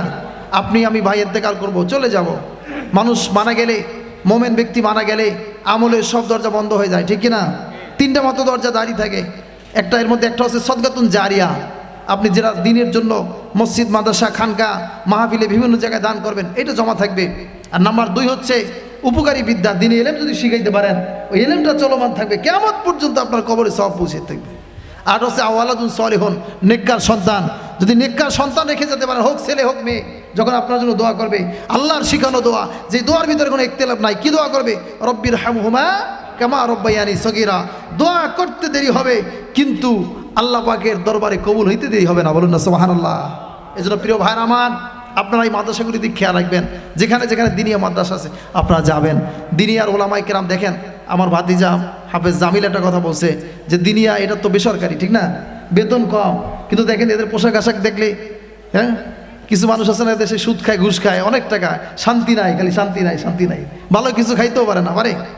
আর এদেশে পুলিশ স্টাফ যারা আছে, আপনার এই যে এই বলেন এসপি বলেন, ডিসি বলেন, ওরা যদি ভালো কিছু খায়, ওদেরকে মানুষ খাওয়ায় ভয়তে, ঠিক না, চিন্তা করে কোন ঝামেলা না আবার কি বাজায় দেয়। আর এই সমস্ত আলেমদেরকে মানুষ খাওয়ায় মহব্বতে, সম্মানে, শ্রদ্ধায়, ঠিক কিনা বলেন? একদিন দাওয়াত দিয়ে দেখেন, দেখবেন হুজুর কবে না, ওই দাওয়াত তো আরো 2টা আছে, কি করবে, আর কি আছে, 2টা আছে, কারণ কি মানুষ মহব্বত করে খাওয়ায়। এই জন্য ওই খাওয়ান আর এই খাওয়ান এক জিনিস না, ঠিক কিনা? প্রিয় ভাই আমার, আজকে তো হুজুরকে অনেক দোষ। আমি একটা কথা বলছিলাম, একটু সংক্ষিপ্ত আকারে বলি, কথায় কথা এসে যায়, যদিও শুরুতে মাইক অনেক ডিস্টার্ব করছে, এখন কিন্তু ভালো হয়েছে মোটামুটি, যেহেতু ওই বক্সটা বন্ধ করছে মনে হয়। তো যাই হোক, হুজুরকে অনেক দোষ। আমি দক্ষিণ অঞ্চলে একটা জায়গায় দীর্ঘদিন চাকরি করছি। তো এক মুরব্বী খুব চালাক, বুঝছেন, খুব চালাক। আমার বলতো, জোর আপনাদের এখন আর জহুরা নাই, কি নাই, জহুরা নাই। কারণ আগে যারা ইমাম ছিল, হয়তো মুন্সি ছিল, মুন্সি যদি একটু জ্বর হইতো, অসুখ বিসুখ হইতো, মুন্সির কাছ থেকে পানি ভরা আইন না খাওয়াই দিলে ভালো হয়ে যেত। আর এখন আপনারা 10 বার পানি ভরা দিলেও কাজ হয় না। তো আপনাদের আগের মতো সেই জহুরা এখন আর নাই। তো আমি বললাম, এই জন্য আপনাদের মতো ব্যক্তিদের ব্যাপারে আমাদের আল্লাহর দরবার অন্তত মামলা দেওয়া উচিত। ভাই চমকে উঠছে, কি বলেন? আমাকে দেখেন, আগে কিন্তু মানুষ কিস্তির সাথে, এনজিওর সাথে, আশা নৈরাশা বেরাক, এই সমস্ত জিনিসের সাথে মানুষ জড়িত ছিল না, কি ঠিক কিনা, কথা কন না কা? এই সমস্ত জিনিসের সাথে মানুষ জড়িত ছিল না। একটা দেশি মুরগা জবাই দিয়ে রান্না করছে, পুকুর থেকে একটা মাছ উঠেছে, খাবারটা ছিল হালাল, কি ছিল, হালাল ছিল, হালাল খাইয়ে ফরিয়াদ করছে, হালাল খাইয়ে পানিতে ফু দিছে, মঞ্জুর হয়ে গেছে। আর এখন আপনি আশা থেকে, বেরাক থেকে টাকা তুইলাই না 10 কেজি গরু গোস্ত যদি খাওয়ান, আর যদি আমাদের দিয়ে কোন হুজুর দোয়া করেন, দোয়া করেন, ওই দোয়া তো আরশ পর্যন্ত যায় না, ঠিক কিনা, কথা কন না কা? এসেন তো আলেমদের দোষ না বাবা, আলেমদেরকে খাওয়াইবেন, হালালটা খাওয়ানোর চেষ্টা করে দোয়া চাইবেন, দোয়া কবুল হবে ইনশাল্লাহ। তো বললাম, যে কথা বলতেছিলাম, যে আপনারা খেয়াল রাখবেন, মাদ্রাসা ভর্তি ওলামায়ে কেরামদেরকে রেসপেক্ট করবেন, ভালোবাসবেন, শ্রদ্ধা করবেন, সম্মান করবেন। ভালো লেগেছে আপনার উপস্থিতি, গতবারে এবার আরও ভালো, আলহামদুলিল্লাহ। শুধু মাইকে একটু ঝামেলা হয়েছে, তাই তো, আশা করি ভবিষ্যতে হবে না ইনশাল্লাহ। তো দোয়া করবেন সবার জন্য সবাই। আর একটা স্পেশাল দাওয়াত আছে আপনাদের জন্য। আপনারা জানেন যে সারসিনা শরীফের অগ্রহায়ণের মাহফিল খুব কাছে। কি কে কে জানেন? হাত তোলেন তো, কি জানেননি? আল্লাহু আকবার, জিন্দাবাদ জিন্দাবাদ জিন্দাবাদ জিন্দাবাদ, আল্লাহু আকবার। আপনারা তো জানেন যে অগ্রহায়ণ মাহফিল খুব কাছে, 14, 15, 16 আর হচ্ছে 29, 30 নভেম্বর, 1 ডিসেম্বর, শনি, রবি, সোমবার, বাদ জোহর, আখির মোনাজাত। এবার ইমামদের জন্য খুব সহজ হয়েছে, জুমা পরে রওনা দিতে পারবে। তো সুবিধা আছে, আমি যতটুকু জানি নারায়ণগঞ্জ থেকে 4টা লঞ্চ যাইবে। কয়টা? 4টা। একটা যাবে আপনার বন্দর আর সিদ্ধিরগঞ্জ মিলা একটা, সোনারগাঁ একটা, আর এই যে নারায়ণগঞ্জ এই যে মেইন সদর একটা, আর একটা হলো ফতুল্লা, ঠিক আছে? 4টা লঞ্চ যাবে। হুজুর আছেন দায়িত্বশীল যারা আছেন, ওনাদের সাথে আলাপ করে আপনারা লঞ্চে যাইবেন। কি সারসিনায় যাইবেন আপনারা? অলিদের দরবারে যাওয়ার আছে কি, দরকার আছে কি নাই? মেসা বর্তমান সময় দেখছেন নি যে এখন দেশের যে অবস্থা ভাই, এই যে চাঁদাবাজ বেড়ে গেছে, ঠিক কিনা? খুন, ধর্ষণ, হত্যা, রাহাজানি, আহারে কঠিন একটা অবস্থা, কঠিন একটা অবস্থা। এই জন্য ভাইরা আমার, মানুষ সৎসঙ্গে স্বর্গবাস, অসৎসঙ্গে সর্বনাশ। আপনি যদি ভালোর দিকে যান, দরবারে যদি থাকেন, আল্লাহ মানুষদের সাথে থাকলে আপনি আল্লাহ হয়ে যাবেন, আর চোরের সাথে থাকলে চোর হয়ে যায়, ঠিক না? যেমন আতরওয়ালার সাথে থাকলে আতরের ঘ্রাণ পাওয়া যায়, না কিনলেও কিন্তু কয়েকটা দিয়ে লাগাই দেয়, 4-5টা, ঠিক আছে? 1 সপ্তাহ চলা যায়, কথা বুঝছেন নি? তো শর্ষিনা যাবেন, শর্ষিনা হলো আতর, শর্ষিনা হলো একটা গোলাপ ফুল, ঠিক কিনা? ফুলের ঘ্রাণ আনবেন, ওখানে 3টা দিন যদি ময়দানে থাকেন, আপনার জিন্দিগির হালাতের পরিবর্তন হয়ে যাবে, ঠিক কিনা? আপনাদেরকে দাওয়াত দিয়ে গেলাম, আপনার শর্ষিনায় যাবেন, তো কে কে যাবেন? নারায়ে তাকবীর, নারায়ে রিসালাত, সারসিনা দরবার শরীফ, নারায়ে তাকবীর। যাবেন। আর আপনারা এই যে আরো সুবিধা পাইছে আমাদের দিনিয়ার এই যে মোদির সাহেব হুজুর কি বলছে দেখছেন নি? আপনারা নতুন যারা ফ্রি কথাটা ওরকম বললে আবার খারাপ শুনাইবে, ফ্রি দিচ্ছেন তা না, পুরনো যারা আছেন তাদের পক্ষ থেকে আপনাদের জন্য সিট বরাদ্দ করে রাখছে। ফ্রি কথাটা কিন্তু খারাপ, মাগনা আলকাতা পাইলে অনেকে দেন 500 টাকা লগি দিল, ওটা ঝামেলা। ফ্রি না, আপনাদেরকে একটু আল্লাহর ওলির দরবারে নেওয়ার জন্য, একটু ওই ময়দানে নিয়ে ছাইরে দেওয়ার জন্য আমাদের এরকম কিছু দায়িত্বশীল ভাই আছে না, পকেটের টাকা খরচ করে যারা নতুন যাবেন তাদেরকে টিকিট দেবেন ইনশাল্লাহ। কি আপনারা যাবেন তো ইনশাল্লাহ? যাবেন, আল্লাহ ওলির দরবারে যাবেন। ভাইরা বন্ধুরা আমার, কথায় কথা আসে, আমার পীরে মরহুম শাহসুফি মহিবুর রহমতুল্লাহ আলাই এমন দরজার ওলি ছিলেন। ছাত্র জীবনে আমাদের তো ইনকাম ছিল না ভাই, আমি একটা গরিব ঘরের সন্তান, তো শশীরা আসতে চাইতাম, ভাড়া নাই, কি নাই, ভাড়া নাই, খুব মন খারাপ হইতো। শশীরা না যাইতে পারলে আর মন ভালো লাগে না। এদিকে নানান টেনশন, যেহেতু সংসারের আমি বড় সন্তান, আমার আর ভাই নেই, একটা বোন আছে, ছোট বোন, সব কিছু জোগাইতে হয়। ছাত্র জীবনে অনেক দায়িত্ব নিতে হয়েছে, অনেক কাজ বাজ বাবার সাথে করতে হয়েছে। তো ভাড়ার চিন্তায় খুব পরেশান, নামাজ পড়ে আল্লাহ দরবারে কাঁদতাম, আল্লাহ শশীরা যাওয়ার ভাড়াটা অন্ত মিলাই দিও। তো কোথা থেকে আসতো জানতাম না, যে মাহফিলে একদিন আগে দেখতাম ঠিকই ভাড়া রেডি। নানান টেনশন নিয়ে শশীরা যাইতাম। পীরে মরহুম বাহারে শরিয়াত শাহসুফি মহিবুর রহমতুল্লাহ সামনে যখন বসতাম, আমার মনে হয় না যে আমি দুনিয়ায় আসি না জমিনে আসি না আসমানে আসি, কিছুই বুঝতাম না, আমার কোনো পেরেশানিই থাকতো না ভাই। বহু রাত্র, বহু সময় আল্লাহর অলির খেদমতে কাটাইছি ভাই, খুব মজা মিষ্টি লাগে। এটা যদি খালি বলি তাইলে হবে, আর যদি মুখে ঢুকাই দিতে পারি তাহলে না, সত্যি মজা লাগে। তা যারা ওখানে গেছেন, হুজুরের কাছে ছিলেন, তারা বুঝেন যে আসলে মজাটা কি। হক্কানি অলি যারা, আউলিয়া যারা, তাদের চেহারার দিকে তাকাইলে দুনিয়ার হুশ খেয়াল থাকে না। প্রিয় ভাইরা আমার, হক্কানি অলিদের দিকে তাকাইলে আল্লাহর কথা স্মরণ হয়, ঠিক কিনা বলেন? এই যে আপনারা যাবেন। বর্তমানে আমির হিজবুল্লাহকে আমি তো বলবো বারুদ, বর্তমান বিশ্বাস বারুদ, বারুদ বুঝেননি আপনারা? বরিশালের কথা, মরু হুজুরও তো একটু মাঝে মাঝে ইঙ্গিতে অ্যাঙ্গেলে ট্যাঙ্গেলে কইতো, বর্তমান হুজুর ডাইরেক্ট 100, হকের কথা জোরে কয়, কথা বুঝছেননি? আল্লাহ আমার হুজুর কেবলাকে আল্লাহ তাআলা হায়াতে তৈয়বা নসিব করুন, বলা আমিন। মরু হুজুর রহমতুল্লাহ একটা যোগ্য উত্তরসূরি এটা রাহাবা রেখে গেছেন, যেই যুগে যা দরকার, ঠিক কিনা? মনে করেন এমন একজন রাহাবার আমরা পেয়েছি বর্তমানে এই অত্যাধুনিক যুগে, সব ধরনের খবর আল্লাহর মধ্যে তার কাছে আছে। আর আল্লাহ এমন মেধা দিয়েছেন, একবার যদি আপনার সাথে পরিচয় হয় 10 বছর পরও আপনারা বলে দেবে যে ভাই আপনার নাম অমুক, আপনার বাড়ি অমুক জায়গায়। দেখছি না আল্লাহ কি মেধা দিয়েছে, আল্লাহর ওলির হাতে গড়া, ঘুরে গেছে তিনি। হুজুর কেবলার জন্য দোয়া করবেন, এবং ছোট হুজুর কেবলার জন্য দোয়া করবেন। এবং দেখেন বর্তমান হুজুর কেবলার একটা আদব দেখে আমি ওই দিন অবাক হয়েছি, ওই যে পটুয়াখালী হুজুরের যে সম্মাননাটা দিচ্ছে, কত বড় কথা বলছে যে হুজুরে আমার ওস্তাদ, আমার আব্বার ওস্তাদ, আমার গায়ের চামড়া দিয়া যদি তারে জুতা বানাই ঋণ শোধ হইবে না। সুবহানাল্লাহ বলো।